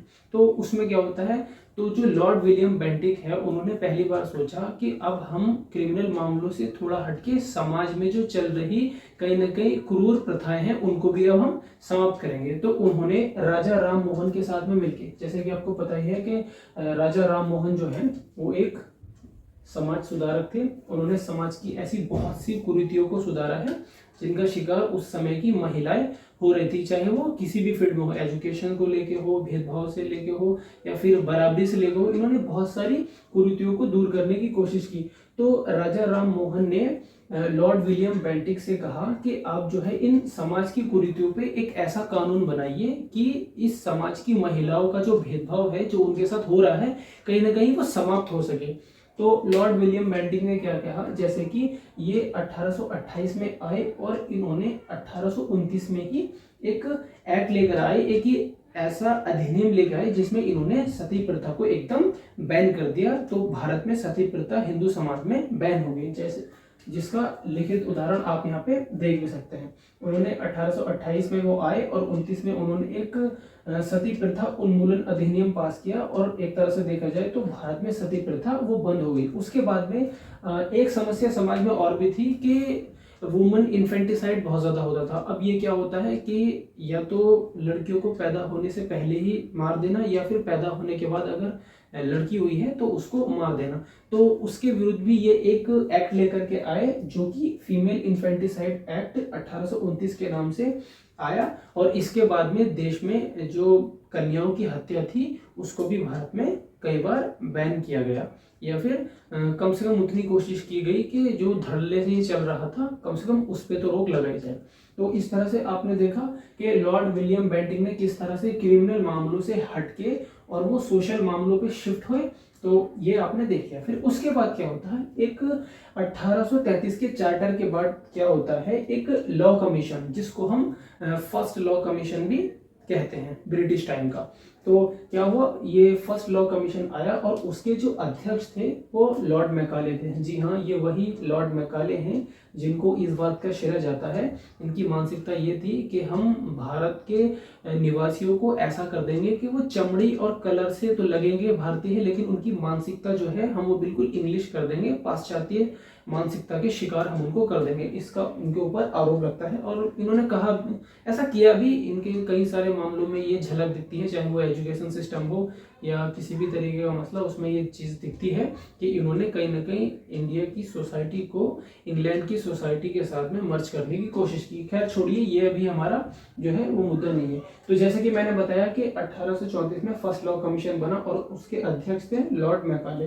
तो उन्होंने दो रिकमेंडेशन दी। पहली उनकी रिकमेंडेशन थी कि देश के अंदर जो है वो आईपीसी लाई जाए, और दूसरी उनकी थी कि लैक्स लोकाई, मतलब कि मैं अपने पीछे भी बता चुका हूँ इसी वीडियो में, पीछे मैंने बताया कि लैक्स लोकाई होता क्या है, मतलब कि भूमि का कानून, एक भूमि पर रहने वाले सभी लोगों के लिए समान कानून, जिसे हम भूमि का कानून कह सकते हैं, या फिर आईपीसी यानी इंडियन पीनल कोड लाया जाए। तो इस तरह से उन्होंने रिकमेंडेशन दी, लेकिन उनकी रिकमेंडेशन को 100% तो नहीं माना गया, लेकिन कहीं ना कहीं एक तरह से रिव्यू के लिए रख लिया गया कि देखते हैं और इस पर स्टडी करते हैं, कुछ अच्छी चीजें होगी तो भविष्य में इसे लागू करेंगे। तो इस तरह से हमने लॉर्ड विलियम बेंटिक का थोड़ा सा कार्यकाल देख लिया, उनके द्वारा किया गया समाज में अच्छे काम भी देख लिए गए, और फर्स्ट लॉ कमीशन में क्या रिकमेंडेशन आई थी, कौन अध्यक्ष था, तो यहाँ तक हमने देख लिया। इसके बाद क्या होता है, एक 1853 में जैसा कि आपको पता ही है कि 1853 में इस टाइम पे जो भारत के गवर्नर जनरल थे वो हमारे लॉर्ड डलहौजी थे। उन्होंने भी समाज की कुरीतियों को दूर करने के लिए बहुत अच्छे 2 एक्ट लेकर गए। एक एक्ट उसमें 1856 था, उसमें क्या था कि जो हिंदू विडो रीमैरिज एक्ट लेकर के आए, वो 1856 लेकर के आए।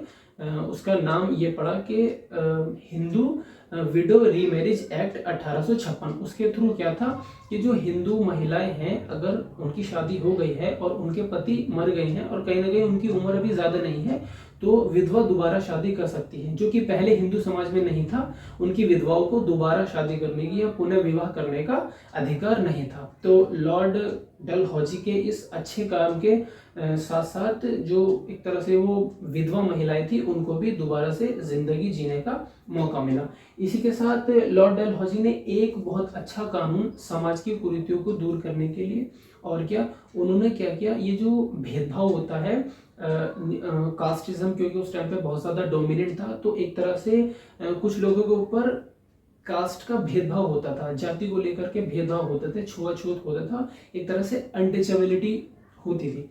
तो इसी तरह से उन्होंने एक एक्ट और पास किया जिसको हम अनटचेबिलिटी एबोलिशन एक्ट बोल सकते हैं। 1850 के समथिंग के आसपास का था वो उन्होंने पास किया, और उसके थ्रू जो भेदभाव वाला मामला है या अनटचेबिलिटी वाला मामला है उसको भी समाप्त कर दिया। जैसा कि आपने देखा कि लॉर्ड विलियम बेंटिक जो है वो इतना अच्छा क्यों कर पाए, क्योंकि उनको एक राजा राम मोहन के रूप में एक ऐसा व्यक्ति मिल गया था जो समाज की कमियों को उनको बता रहा था। और लॉर्ड विलियम बेंटिक उस टाइम पे पावर में थे, उनसे कहा कि आप इस पावर का इस्तेमाल करते हुए इन कुरीतियों को दूर कीजिए, इसमें हम आपकी समाज को समझने में मदद करेंगे। तो इस तरह से लॉर्ड विलियम बेंटिक को मिले राजा राम मोहन, तो उनके दोनों के मिले जुले योगदान से समाज का बहुत ज़्यादा भला हुआ। और इसी तरह जब लॉर्ड डलहौजी का टाइम था, तो उस टाइम पे इनको भी एक ईश्वर चंद्र विद्यासागर के रूप में एक बहुत अच्छे विद्वान मिले, जिन्होंने समाज की उन कुरीतियों पर प्रकाश डाला, अनटचेबिलिटी जैसी कुरीतियों पर प्रकाश डाला, जिसका भविष्य में जाकर डॉक्टर भीमराव अंबेडकर ने आर्टिकल 17 में साफ ये लिख दिया कि जो अनटचेबिलिटी होगी वो पूरी तरह से किसी भी तरीके से कोई भी करता है तो वो एक पनिशेबल ऑफेंस होगा। तो इस तरह से जो अनटचेबिलिटी का कॉन्सेप्ट हम कॉन्स्टिट्यूशन के अंदर ला पाए इजीली, तो इसकी जो जड़ है वो कहीं ना कहीं हमें अतीत में देखने को मिलती है ईश्वर चंद्र विद्यासागर के रूप में। उन्होंने वहां पे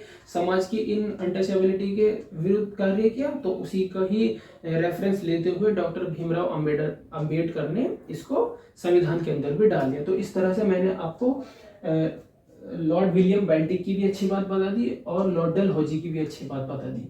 फिर क्या होता है, जैसा कि आपको पता है कि मैं यहाँ पे बता रहा था कि सेकंड लॉ कमीशन आया, वो कब आया, 1853 में। तो जब सेकंड लॉ कमीशन आया तो उसके जो अध्यक्ष थे वो सर जॉन रॉमली थे। उनका यहाँ पे लिखा भी है, शॉर्ट में है, आप इसको फुल में लिख लिएगा।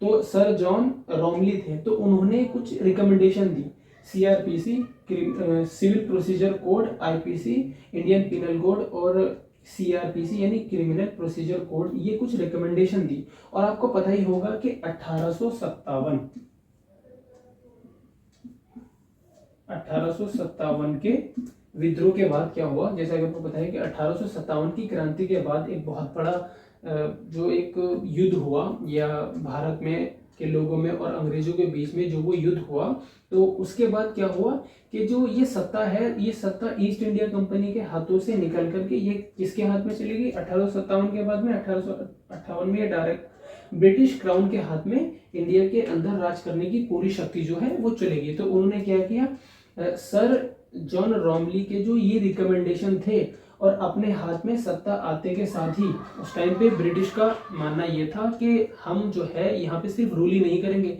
या फिर हम जो यहाँ पे है वो क्रिमिनल मामलों तक ही सीमित नहीं रहेंगे, हम समाज की कुरीतियों को भी दूर करेंगे, और जो कुछ ऐसे सिविल मामले हैं जिनमें कुछ बुराइयां हैं या जिनमें कुछ भेदभाव वाली चीजें हैं, हम उनको दूर करेंगे और समाज के लिए भी एक अच्छा और भेदभाव रहित कानून लाएंगे। तो इस तरह से उन्होंने क्या किया, सर जॉन रॉमली के रिकमेंडेशन को उन्होंने धड़ल्ले से, यानी अगले ही साल जैसे ही उनके साथ में सत्ता आई, 58 में उनके पास सत्ता आई, 1858 में, और 1859 में ही उन्होंने अपना पहला कोड जो है या अपनी पहला जो अधिनियम है वो लागू किया। बोल सकते हैं कि एक तरह से कोड को एक एक करके लागू किया। तो उन्होंने 1859 में सीआरपीसी और 1860 में आईपीसी और 1861 में सीआरपीसी को लागू किया। अब अगर देश में कोई भी क्रिमिनल ऑफेंस होता है, कोई भी क्रिमिनल अपराध होता है, तो उसके लिए सबके लिए समान कानून होगा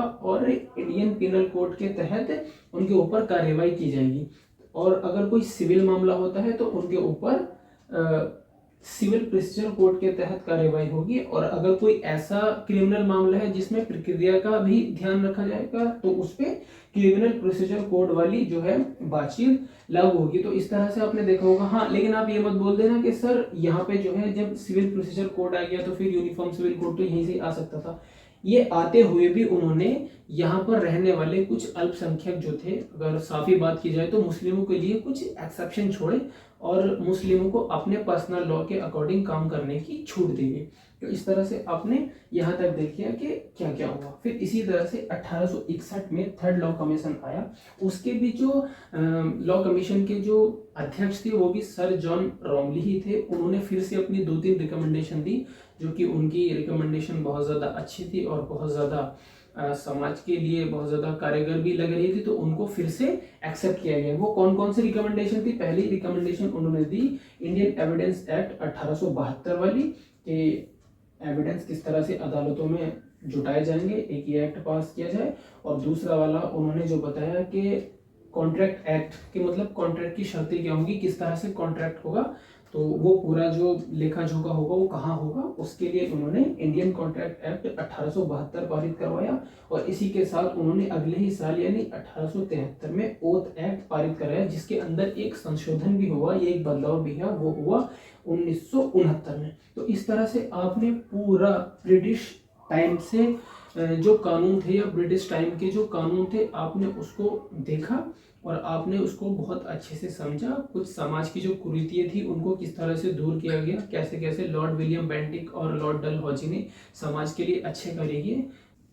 आइए तो अब देख लेते हैं कि यूसीसी अगर देश में लागू होता है तो उससे समाज को क्या क्या फायदे होंगे, उसको हम पॉइंट टू पॉइंट समझेंगे और एक एक करके विस्तार से समझने की कोशिश करेंगे कि क्या फायदे समाज को इससे मिल सकते हैं।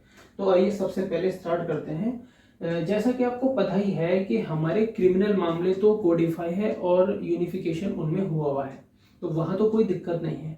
चाहे हिंदू हो, मुस्लिम हो, सिख, ईसाई, पारसी, बौद्ध, जैन, कोई भी हो, अगर वो किसी भी तरह का क्रिमिनल ऑफेंस करता है तो उसको आईपीसी और सीआरपीसी के तहत दंडित किया जाएगा। तो यहाँ तो कहाँ से कहीं तक कोई समस्या है ही नहीं। अब सवाल सिर्फ उठता है वो है सिविल मामलों पे। अब सिविल मामलों में क्या था कि एक फैमिली और सक्सेशन और एडॉप्शन को लेके कुछ मुस्लिम पर्सनल लॉ या different type of personal law में कुछ छूट या एक्सेप्शन दिए हुए थे कि अगर वो चाहें तो वो अपने अपने पर्सनल लॉ के अकॉर्डिंग इन मामलों को सेटलमेंट कर सकते हैं या किसी भी तरह से इनका निपटार कर सकते हैं। तो अब यहाँ पे समस्या क्या है? अब मुस्लिम पर्सनल लॉ को या किसी भी पर्सनल लॉ को छूट दी गई थी कि वो अपने पर्सनल लॉ के अकॉर्डिंग इस तरीके के मुद्दों को सुधार सके या इस तरीके के मुद्दों का सेटलमेंट कर सके, लेकिन उसके चलते कुछ समाज में कुरीतियां या फिर बोल सकते हैं भेदभाव सामने आने लगे। तो वो भेदभाव क्या थे उन्हें भी देखेंगे। तो सबसे पहले हम मैरिज वाले पॉइंट को समझते हैं और उससे रिलेटेड क्या क्या दिक्कतें आई हैं या क्या क्या आ रही हैं और यूसीसी का उस पर क्या फर्क पड़ेगा, सबसे पहले वो देखते हैं। तो आइए, जैसा कि आपको पता है कि फैमिली में सबसे ज़्यादा संवेदनशील जो मुद्दा है वो मैरिज है। और अगर मैरिज होती है तो उसके साथ साथ दो कंडीशनें और बन जाती हैं, एक है सेपरेशन की और दूसरी है डाइवोर्स की। तो अगर मैरिज ही नहीं हुई तो डाइवोर्स और सेपरेशन जैसी जो समस्याएं हैं वो आ ही नहीं सकती, ऐसी सिचुएशन बन ही नहीं सकती। तो मान लीजिए मैरिज को लेकर के हमारे अगर देखा जाए तो पर्सनल लॉ में दो तरीके की समस्या है, एक तो बहुविवाह संबंधित समस्या और दूसरी शादी की एज को लेकर समस्या है। तो मेरे ख्याल से इन दो बड़ी समस्याओं के अलावा शादी से रिलेटेड तो कोई समस्या है नहीं। तो इसका अगर यूसीसी आती है तो इसका निपटान कैसे होगा, या अगर यूसीसी नहीं भी आती है तो इनका निपटारा किस तरीके से किया जा सकता है। तो अगर हम एज की बात करें, जैसा कि आपको पता है कि आज देश की जो प्रगति है या जो देश की आर्थिक समृद्धि है वो किस तरह से अच्छी हो सकती है अगर यहाँ पे सभी लोग एजुकेटेड हो, उनके अंदर एक स्किल हो बहुत अच्छी, जिस तरह से वो अपने आप को ह्यूमन रिसोर्सेज से वो ह्यूमन कैपिटल में कन्वर्ट कर सकें। तो वो किस तरह कर सकेंगे, जब वो पढ़ेंगे और एजुकेशन उनके पास होगी। तो कुछ पर्सनल लॉ में ये समस्या है कि वहाँ पे जो है शादी की एज है, चाहे मुस्लिमी पर्सनल लॉ हो या और कोई भी ऐसा पर्सनल लॉ हो, उसमें शादी की जो एज है वो एक तरह से डिफाइन नहीं है।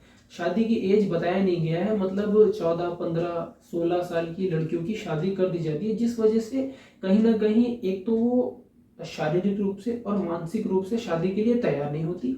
और अगर इनसे हटके भी एक और सबसे बड़ी समस्या दी जाए तो शिक्षा का जो स्तर है उनमें बहुत कम रह जाता है, क्योंकि जैसे ही वो 10वीं 12वीं क्लास तक आती है कहीं ना कहीं उनकी शादी कर दी जाती है। इस वजह से वो एजुकेशन से वंचित रह जाती है।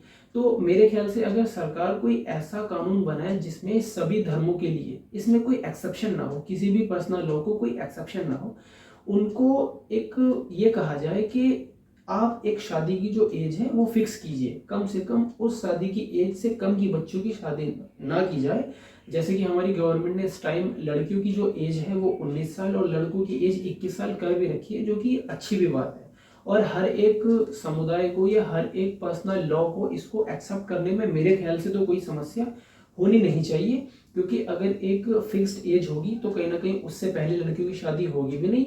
और एक 19 साल का जो क्राइटेरिया उन पे जब सेट कर दिया जाएगा तो वो फिजिकली मेंटली शादी के लिए तैयार भी हो जाएंगी, और कहीं ना कहीं उनकी जो एजुकेशन का जो लेवल है वो भी बढ़ेगा, एटलीस्ट वो ग्रेजुएशन तो कर ही जाएंगी। तो एक तरह से ये एज से रिलेटेड मुद्दा तो इस तरह से सॉर्ट आउट हो सकता है कि पर्सनल लॉ अपने लॉ में थोड़ा सा परिवर्तन करे और एक शादी की जो डेट है, उम्र है, उसको फिक्स्ड कर दे।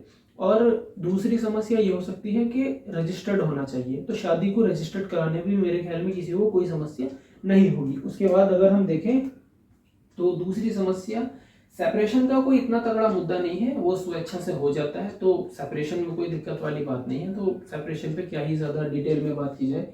अब हम बात करते हैं डाइवोर्स पे।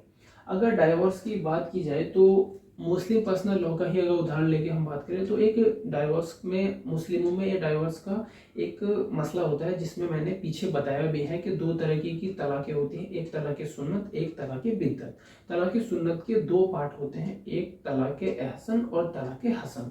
तो क्या होता है तलाक़ हसन, क्या होता है तलाक़ एहसन, ये भी मैंने आपको बता दिया। तो हम यहाँ पे शॉर्ट में बात करते हैं तलाक़ बिद्दत पे। एक ऐसी तलाक का प्रोसीजर या एक ऐसा प्रक्रिया मुस्लिम पर्सनल लॉ में थी या कहे मुस्लिम धर्म में थी कि कोई भी व्यक्ति अपनी पत्नी को 3 बार किसी भी माध्यम से, चाहे वो लिखित हो, मौखिक हो या कैसा भी हो, चाहे वो सोशल मीडिया के थ्रू ट्रांसफर किया हुआ एक SMS हो, अगर वो 3 बार प्रोनाउंस करता है तलाक तलाक तलाक, तो शादी का जो कॉन्ट्रैक्ट है वो टूट जाता है। जिससे देखा जाए तो लड़कियों के साथ बहुत ज़्यादा भेदभाव और इसका मिसयूज़ हो रहा था। तो हमारी इंडियन गवर्नमेंट ने हमारे सुप्रीम कोर्ट ने 2017 में शायरा बानो के केस में 5 जजों की बैठक ने 3-2 के बहुमत से जो ये ट्रिपल तलाक का कॉन्सेप्ट है इसको कॉन्स्टिट्यूशनली अनवैलिड कर दिया, तो ये समाप्त हो गया।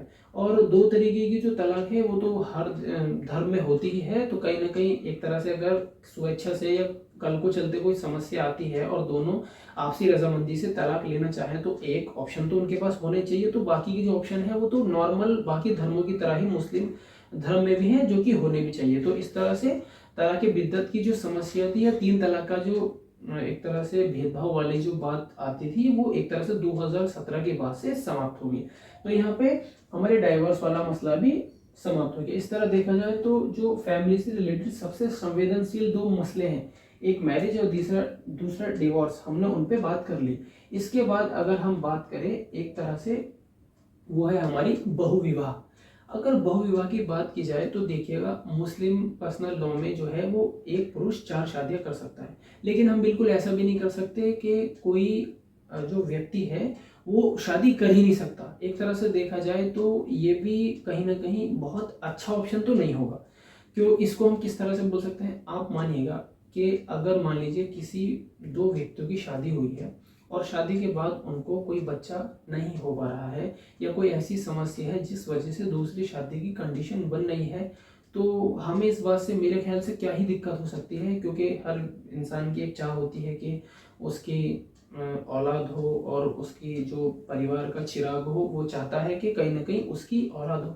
तो अगर लोग इसको मज़े के लिए यूज़ कर रहे हैं पोलोगैमी को, बहुविवाह को, कि नहीं एक शादी कर रखी है तो कोई और, मान लीजिए कोई अपनी पत्नी से कोई ज़्यादा आकर्षित लड़की दिखाई दी महिला, तो उससे दूसरी शादी कर ली, फिर उसके बाद तीसरी शादी कर ली, तो इस तरीके अगर कृत्य हो रहे हैं और अपने एक तरह से बोल सकते हैं कि अपने इंटरेस्ट के लिए ऐसा किया जा रहा है, तो ये गलत है। तो इस तरीके की शादी जो है वो किसी भी समाज में, चाहे मुस्लिम पर्सनल लॉ है, बल्कि मैं तो ये कहूँगा कि मुस्लिम पर्सनल लॉ को भी थोड़ा सा इस बात पे विचार करना चाहिए कि सिर्फ अपने मज़े के लिए या अपने इंटरेस्ट को सेटिस्फाई करने के लिए वो बहुत ज़्यादा शादी ना करे। इससे जो है उनकी पहली पत्नी या जो शादीशुदा महिला है, जो जिससे पहली शादी हुई, कहीं ना कहीं उसके हितों का जो है वो हनन होता है, जो उसके अधिकार, जो उसके हुकूक हैं, कहीं ना कहीं उनको बहुत ज़्यादा सीमित कर जाता है। और इसका जो दर्द है वो एक महिला बेचारी झेलती है सिर्फ इस वजह से कि ये बुराई किसी पर्सनल लॉ में है। तो इस तरह से अगर देखा जाए, अगर कोई समस्या है, मेडिकली प्रूफ हो जाता है कि इन्हें दूसरी शादी की ज़रूरत है, मान लीजिए औरत में ही कोई कमी हो या फिर बच्चा ना हो रहा हो या फिर कोई ऐसी समस्या हो, आप समझ सकते हैं किसी भी तरीके की कोई समस्या हो जिस वजह से दूसरी शादी करना ज़रूरी है, तो मेरे ख्याल से मुस्लिमों में नहीं कुछ और धर्मों में भी इस तरीके के जो एक्सेप्शन है वो दे देने चाहिए। तो इस तरह से जो ये बहुविवाह का जो मसला है ये भी यहाँ पे समाप्त हो जाता है। तो इस तरह से एज वाला मसला भी हो गया है और बहुविवाह वाला भी हो गया और डाइवोर्स वाला मसला भी हमने देख लिया। अब दो सबसे बड़े मुद्दे ये हैं कि मुस्लिम पर्सनल लॉ का मामला अब ये है कि मुस्लिम पर्सनल लॉ में ये एडॉप्शन जो है वो नहीं कर सकते। तो एडॉप्शन का क्या है कि देखो, अगर सरकार ऐसा रोल बनाती है कि नहीं एडॉप्शन का हम रोल लेके आगे आप एडॉप्ट कर सकते हो, तो मेरे ख्याल से ये जो रूल है, ये नियम जो लाया जा रहा है, ये एक तरह से गौण या बोल सकते हैं कि ये बेकार साबित हो जाएगा। क्यों? क्योंकि अगर किसी मुस्लिम महिला ने या किसी मुस्लिम फैमिली ने ऐसा ठान रखा होगा या उसने समझ रखा होगा और वो अपने धर्म के प्रति इतनी संवेदनशील होगी कि भले ही समाज में एडॉप्शन का मुद्दा चल रहा हो, लेकिन हम अपने धर्म को लेके इतने संवेदनशील है, हमारा धर्म इसकी इजाज़त नहीं देता, तो हम एडॉप्शन नहीं करेंगे। तो जब वो करेंगे ही नहीं तो फिर ये लॉ बन किसके ले रहा है? तो एक तरह से मुस्लिम पर्सनल लॉ से ही बात की जाए, उनके धर्म गुरु से ये बात की जाए कि अगर कोई स्वेच्छा से चाहे, अपनी मर्जी से चाहे, उसको औलाद नहीं हो रही तो वो अडॉप्शन कर सकता है। तो यहाँ पे यूनिफॉर्म सिविल कोड जैसी बहुत बड़ी चीज़ की ज़रूरत नहीं पड़ेगी और एक छोटे से बदलाव के चलते ही एडॉप्शन जैसा कार्य होने लगेंगे। तो इस तरह से हमने ये भी देख लिया, ये भी देख लिया, ये भी देख लिया और हमने एडॉप्शन के मुद्दे को भी समझ लिया। इसके बाद में कॉन्ट्रैक्ट को लेके कोई मुद्दा है ही नहीं, किसी भी तरीके का कोई कॉन्ट्रैक्ट है तो सबके लिए अगर समान रूल बन जाए तो इसमें कोई समस्या नहीं है। किसी पर्सनल लॉ को मेरे ख्याल से इसमें आपत्ति नहीं होनी चाहिए। और दूसरी बात, एक सबसे संवेदनशील मुद्दा जो एक्चुअल में मेरे हिसाब से संवेदनशील वाकई है और उसमें वाकई कहीं ना कहीं भेदभाव देखा जाता है, तो वो मेरे ख्याल से सबसे बड़ा ये है। क्योंकि अगर देखा जाए तो मुस्लिम पर्सनल लॉ में और पारसी पर्सनल लॉ में एक बेटे की तुलना में बेटी को संपत्ति में अधिकार बेटे से कम दिया जाता है, तो जो कि एक तरह के भेदभाव को पैदा करता है, एक तरह का डिस्क्रिमिनेशन लाता है। तो जब हम एक तरफ ये बात कर रहे हैं कि बेटी बचाओ बेटी पढ़ाओ और equal pay for equal work, इस तरह की समानता की हम बात कर ही रहे हैं और जो कि अच्छी भी बात है, समानता होनी भी चाहिए। कम से कम उन मामलों में तो समानता हमें दे ही देनी चाहिए जिस वजह से हमारा कोई ऐसा पॉइंट नहीं अड़ रहा जिस वजह से हमें ज़्यादा संवेदनशील होना पड़े। तो इसलिए अगर सक्सेशन की बात करें या इनहेरिटेंस की बात करें तो बच्चों को, चाहे लड़की हो या लड़की हो, किसी को भी संपत्ति में बराबरी का अधिकार देना चाहिए। क्योंकि जो बच्चे होते हैं वो बराबर होती है, हमें इसका भेद नहीं करना चाहिए कि ये लड़की है या लड़का है। और इस बात का असली अगर देखा जाए तो इस बात पे चोट किस लिए कर जा सकती है, सरकार को दहेज लेने की प्रथा या फिर अन्य ऐसे प्रकार के कार्यक्रम चलाने चाहिए जिनके थ्रू लोग जो हैं वो लड़के और लड़कों के बीच के भेद को ही समाप्त कर दे। तो इस तरह से सक्सेशन में भी बराबरी देने में उन्हें कोई समस्या नहीं आएगी। इसके लिए भी किसी भी लॉ से, चाहे मुस्लिम पर्सनल लॉ हो या पारसी पर्सनल लॉ हो, सभी पर्सनल लॉ से आपसी बात की जाए और उनसे कहा जाए कि देखिए समानता तो कहीं ना कहीं हर धर्म में बताई गई है, तो हमें इसे एक्सेप्ट करने में कोई समस्या नहीं आएगी। तो आपको देखा जाए तो मैंने आपको जो पर्सनल लॉ में दिक्कतें हैं, और अगर सिर्फ उनसे बात ही कर ली जाए, मुस्लिम पर्सनल लॉ से बात ही कर ली जाए और यूसीसी लागू ना भी हो, तो जो उनके साथ भेदभाव हो रहा है वो समाप्त हो जाए, और जितना भी भेदभाव हो एक बार समाप्त होगा तो समाज की सारी कुरीति अपने आप ही समाप्त हो जाएगी, और इन सारे फायदों का जो लाभ है वो समाज की हर महिला, चाहे वो XYZ किसी भी समुदाय से ताल्लुक रखती हो, वो बिल्कुल समान हो जाएगी। तो इस तरह से आपने यूसीसी आ जाए या यूसीसी ना आने के बाद भी अगर सिर्फ धर्म गुरुओं से बात करके मुस्लिम पर्सनल लॉ में कुछ ऑर्थोडॉक्स रूल को सिर्फ समाप्त ही कर दिया जाए और उनमें थोड़े से बदलाव के साथ साथ आगे बढ़ा जाए, तो कहीं ना कहीं इतने फायदे हमारी महिलाओं को या हमारे समाज को इससे मिलेंगे। तो यही है यूसीसी के फायदे। तो दोस्तों, जैसा कि आपने यूसीसी के फायदे तो देखे, अब यूसीसी लागू करने से किस तरीके की समस्या या नुकसान देश को झेलने पड़ सकते हैं, अब थोड़ा सा उस पर भी विचार करते हैं। तो आइए देखते हैं। जैसा कि आपको पता ही है कि यूसीसी जब आएगा तो सारे देश में एक कानून होगा जो सारे धर्मों पर समान रूप से लगेगा, मतलब क्रिमिनल मामले हो या सिविल मामले, सभी का सेटलमेंट अब यूसीसी के तहत होगा। एक तरीके का लॉ बना दिया जाएगा जो सभी के लिए होगा। अब चाहे कुछ भी कोई करे, उसका फैसला उसी लॉ के आधार पर होगा। इससे क्या होगा दोस्तों, एक तरह से जब हमारा देश आज़ाद हुआ था तो अल्पसंख्यकों के पास एक ऑप्शन था कि वो चाहे तो इधर रहें या चाहे तो उधर रहें। तो उनको ये विश्वास देकर ऐसा बताया गया था, ऐसा कहा गया था कि आप हमारे देश में रहिए, आप बाई चांस यहाँ नहीं है, आप बाई चॉइस यहाँ पर हैं। अगर आप चाहें तो दूसरा ऑप्शन भी अपना सकते हैं, लेकिन अगर आप यहीं रहना चाहें तो आपके साथ किसी तरीके का भेदभाव नहीं किया जाएगा। उस समय कुछ धर्मों में उनके धर्मों को बहुत ज़्यादा संवेदनशील माना जाता था। तो उस समय के जो लोग थे उन्होंने कहा कि आपके धर्मों की, आपके संस्कृति की, आपके विश्वास की, आपकी उपासना की भी कदर की जाएगी और ऐसी कोई चीज़ आप पे थोपी नहीं जाएगी जिसकी वजह से आपकी संस्कृति, आपके कस्टमों को फॉलो करने में या उनका संरक्षण करने में कोई भी समस्या हो। तो अगर देखा जाए तो अगर यूसीसी आता है तो इससे अल्पसंख्यकों के दिल में, अल्पसंख्यकों के मन में एक तरीके का अविश्वास का भाव जो है वो पैदा हो जाएगा। कहीं ना कहीं उनको ऐसा लगेगा कि अल्पसंख्यकों के ऊपर बहुसंख्यकों का ये एक तरह से रूल थोपा जा रहा है और वो अपने आप को सुरक्षित या वो अपने आप में एक तरह से अविश्वास महसूस करेंगे, जिसका सामना या जिसका नुकसान आपको तरह तरह से देखने को मिल सकता है। और अगर इस तरीके की समस्याएं होती हैं तो आपको पता ही है, अगर कोई समुदाय चाहे ऐसा ना हो, मान लीजिए कि ऐसा होने से उस समुदाय का वैसा नुकसान नहीं है, लेकिन भय तो किसी के भी मन में आ सकता है, डर तो किसी के भी मन में हो सकता है। बाई चांस वो इस डर से या इस भय से आगे वो किसी तरीके का गलत रास्ता इख्तियार करता है या किसी तरह के गलत कृत्यों की तरफ चल पड़ता है, तो हम समाज को सुधारने की बात कर रहे हैं, हम समाज को सुधारने के रास्ते पे चल रहे हैं और मान लीजिए 10 को सुधारने के रास्ते पे चल रहे हैं और 100 हमने पीछे से बिगड़े हुए लोग तैयार कर लिए। तो हमें ऐसा कुछ नहीं करना, क्योंकि जब इस तरीके के रूल या कुछ भी थोपा जाता है तो देश के अंदर एक अविश्वास की लहर दौड़ती है, जैसा कि आपने डिफरेंट टाइप ऑफ लॉ में देखा भी होगा। अगर बात करें तो बीजेपी का एक सीएए को लेकर मुद्दा आया था जिसपे मुस्लिमों ने बहुत ज़्यादा विरोध किया, उससे देश के अंदर जो शांति वो भंग हुई। तो इसी तरीके की कंडीशनें आती है जब किसी एक समुदाय को अपने ऊपर अविश्वास की भावना लगने लगती है, तो इस तरह की कंडीशनें आती हैं। उसी का दूसरा जो उदाहरण है, आप वो फार्मर बिल को भी लेके देख सकते हैं। जब कहीं ना कहीं फार्मरों को या फिर सिखों को या किसानों को ऐसा लगा कि हमारे जो हित हैं वो पूरे नहीं हो रहे, तो एक तरह से आपने देखा होगा कि जनता सड़कों पे उतर के आ गई थी, क्योंकि उन्हें ऐसा लग रहा था कि हमारे हित अब सुरक्षित नहीं है।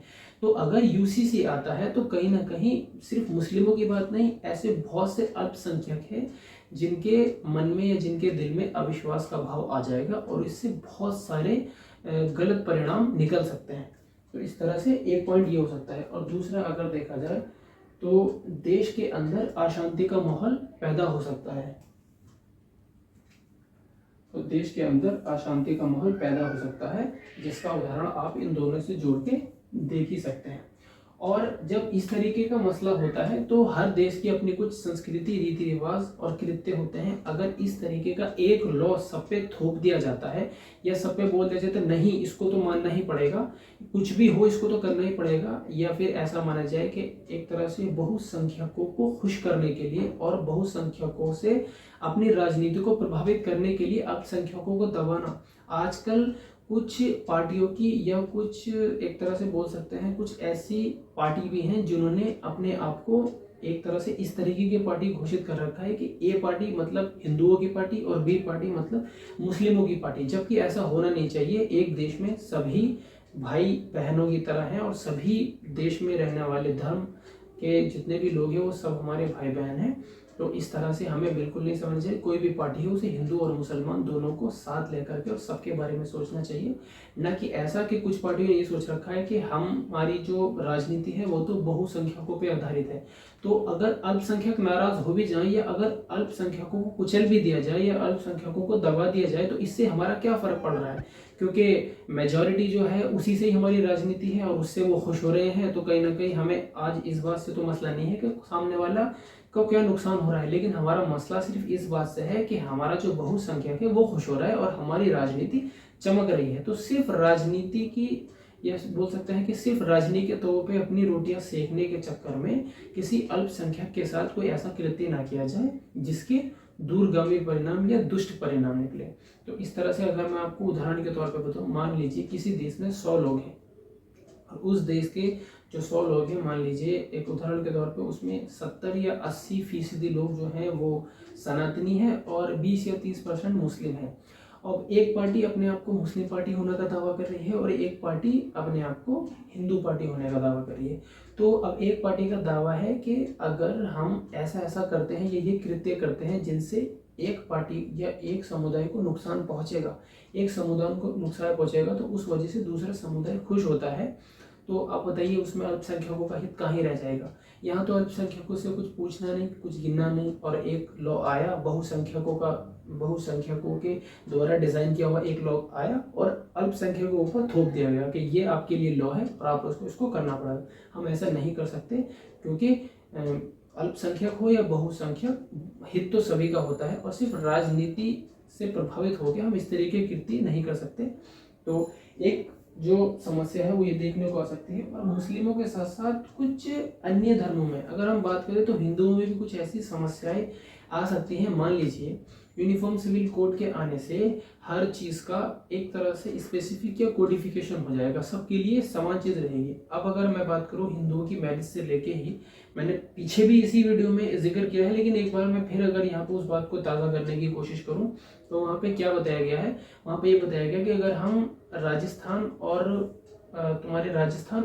अगर हम हरियाणा की बात करें तो वहाँ पे क्या होता है, वहाँ पे एक गोत्र में शादी करना इस तरीके के कृत्यों को समाज जो है वो स्वीकार नहीं करता। और अगर महाराष्ट्र और साउथ में देखा जाए तो वहाँ पे एक गोत्र में शादियाँ होती हैं। तो अगर एक ही तरीके का लॉ बनेगा और इस तरीके का लॉ बना दिया जाएगा कि नहीं हिंदू जो है वो सिर्फ इस अकॉर्डिंग शादी करेंगे और इस गोत्र में शादी नहीं कर सकते और इस तरह से ही नहीं कर सकते, तो इससे तो कहीं ना कहीं हिंदू भी प्रभावित होंगे और हिंदू भी परेशान होंगे।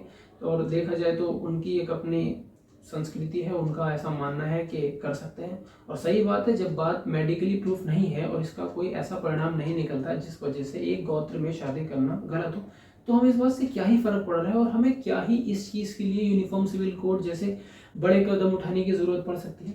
और इस तरह से अगर देखा जाए तो ये कुछ नुकसान हो सकते हैं। इसके साथ आप एक बुद्धिजीवी हैं और आपके ऊपर भी ऊपर वाले ने, ईश्वर ने आपको दिमाग दिया है, तो आप इससे रिलेटेड जितने भी मसले हो सकते हैं या ऐसी आप देखिएगा। और हर धर्म से, हर समुदाय के अंदर जो जो ऐसी कृत्य हो जिसकी वजह से अगर यूनिफॉर्म सिविल कोड आता है वो प्रभावित होंगे तो आप उसको बताइए और कमेंट में डालिए कि हाँ ये समस्याएं मुस्लिमों के अलग या अल्पसंख्यकों के अलग अलावा बहुसंख्यकों पे भी यूसीसी के आने से ये समस्याएं हो सकती है। उनका जो आंसर है आप मुझे कमेंट में दीजिएगा, जिससे पता चले कि देखो मेरे व्यूवर्स कितने एक्टिव हैं और मेरे व्यूवर्स इस संवेदनशील मुद्दे पे अपनी क्या राय रखते हैं। तो देखो दोस्तों, हम एक हिंदू और एक मुसलमान होने से पहले हम भारतीय हैं। सबसे पहले हम भारतीय हैं, उसके बाद ही हम हिंदू और मुसलमान हैं। तो जब अब आपके साथ कभी भी यूनिफॉर्म सिविल कोड जैसे मुद्दे पे बात की जाए तो आप 8, 7 या 15 मिनट की वीडियो से ये निष्कर्ष ना निकाल लें कि यूनिफॉर्म सिविल कोड ये है। आपको मैंने इतनी जानकारी इसमें दे दी है कि आप न कि यूनिफॉर्म सिविल कोड जैसे मुद्दे पर बात कर सकते हैं, बल्कि एक बहुत अच्छी, या बोल सकते हैं आपकी बातचीत का जो स्तर होगा वो औरों से बहुत ज़्यादा ऊपर होगा, और आप इस पे विस्तृत और व्यापक और तथ्यों के साथ बात कर सकते हैं। किसी भी यूट्यूबर या किसी भी ऐसे लोग की जो किसी एक समुदाय या किसी एक पार्टी की विचारधारा से प्रभावित हो, आप उसके बातों में या उसके चक्कर में आके फिसलेंगे नहीं। तो दोस्तों, यहाँ तक आप यूनिफॉर्म सिविल कोड की ABCD से बहुत अच्छे से परिचित हो चुके हैं। आपको पता है इसके लाभ क्या होंगे और इसके नुकसान क्या होंगे। लेकिन एक विवेकशील व्यक्ति होने के नाते, एक समझदार आदमी की इस पे क्या राय होनी चाहिए, वो इस बात को किस तरह से देखता है, किस तरह से प्रेजेंट करता है, वो उसका व्यू क्या होना चाहिए, हम इस पे थोड़ी सी बात कर लेते हैं। दोस्तों, अगर यूनिफॉर्म सिविल कोड की हम बात करें तो हमारे देश में विभिन्न तरीके की राजनीतिक पार्टियां हैं। तो कुछ राजनीतिक पार्टियां इसका विरोध कर रही हैं और कुछ राजनीतिक पार्टियां इसके साथ हैं। इसी तरह अगर राज्यों की बात करें तो बहुत से राज्य ऐसे हैं जो यूनिफॉर्म सिविल कोड को सपोर्ट कर रहे हैं और कुछ इसका विरोध कर रहे हैं। तो अगर हम इस स्थिति को देखें और इससे एक अनुमान लगाने की कोशिश करें तो इससे ये रिजल्ट निकल करके सामने आता है कि अभी हमारा जो देश है वो यूनिफॉर्म सिविल जैसे बड़े मामले के लिए तैयार नहीं है।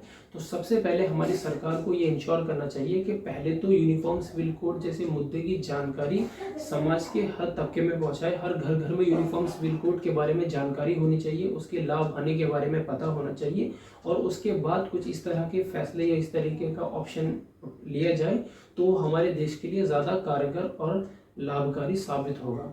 और सरकार को ऐसा कुछ भी कृत्य या इस तरीके का कृत्य नहीं करना चाहिए, या फिर एक मेजॉरिटी का व्यू माइनॉरिटी पे थोपना नहीं चाहिए, जिस वजह से माइनॉरिटी के दिल में अविश्वास की भावना जो है वो जागरूक हो जाए और देश के जो आर्थिक मेल मोहब्बत मेल जोल है वो कहीं ना कहीं धुरमिल हो जाए। तो इस तरीके का प्रयास नहीं करना चाहिए। तो अगर हम अपनी बात को शॉर्ट करते हुए शॉर्ट में एक बात कहें तो हम यहाँ पे ये बोल सकते हैं कि अगर यूनिफॉर्म सिविल कोड जैसा बड़ा मुद्दा ना भी उठाया जाए और इस बड़े मुद्दे को पूरे देश में लागू ना भी किया जाए, तो सिर्फ इतना करने मात्र से कि जितने भी पर्सनल लॉ हैं उन सब में अगर सुधार किया जाए, जहाँ जहाँ भी भेदभाव की गुंजाइश बन रही है, अगर उस भेदभाव को समाप्त ही कर दिया जाए, समाप्त का मतलब चाहे वो एजुकेशन से रिलेटेड हो, चाहे वो मैरिज से रिलेटेड हो, डिवोर्स से रिलेटेड हो, या फिर मेंटेनेंस से कहीं भी भेदभाव हो, अगर उसको समाप्त ही कर ले तो कहीं ना कहीं हमें यूनिफॉर्म सिविल कोड जैसे बड़े मामले से उलझने की ज़रूरत नहीं पड़ेगी। दोस्तों, इस वीडियो को बनाने का पर्पस सिर्फ यही था कि आप यूनिफॉर्म सिविल कोड की मेरिट और डीमेरिट बहुत अच्छे से समझ सकें।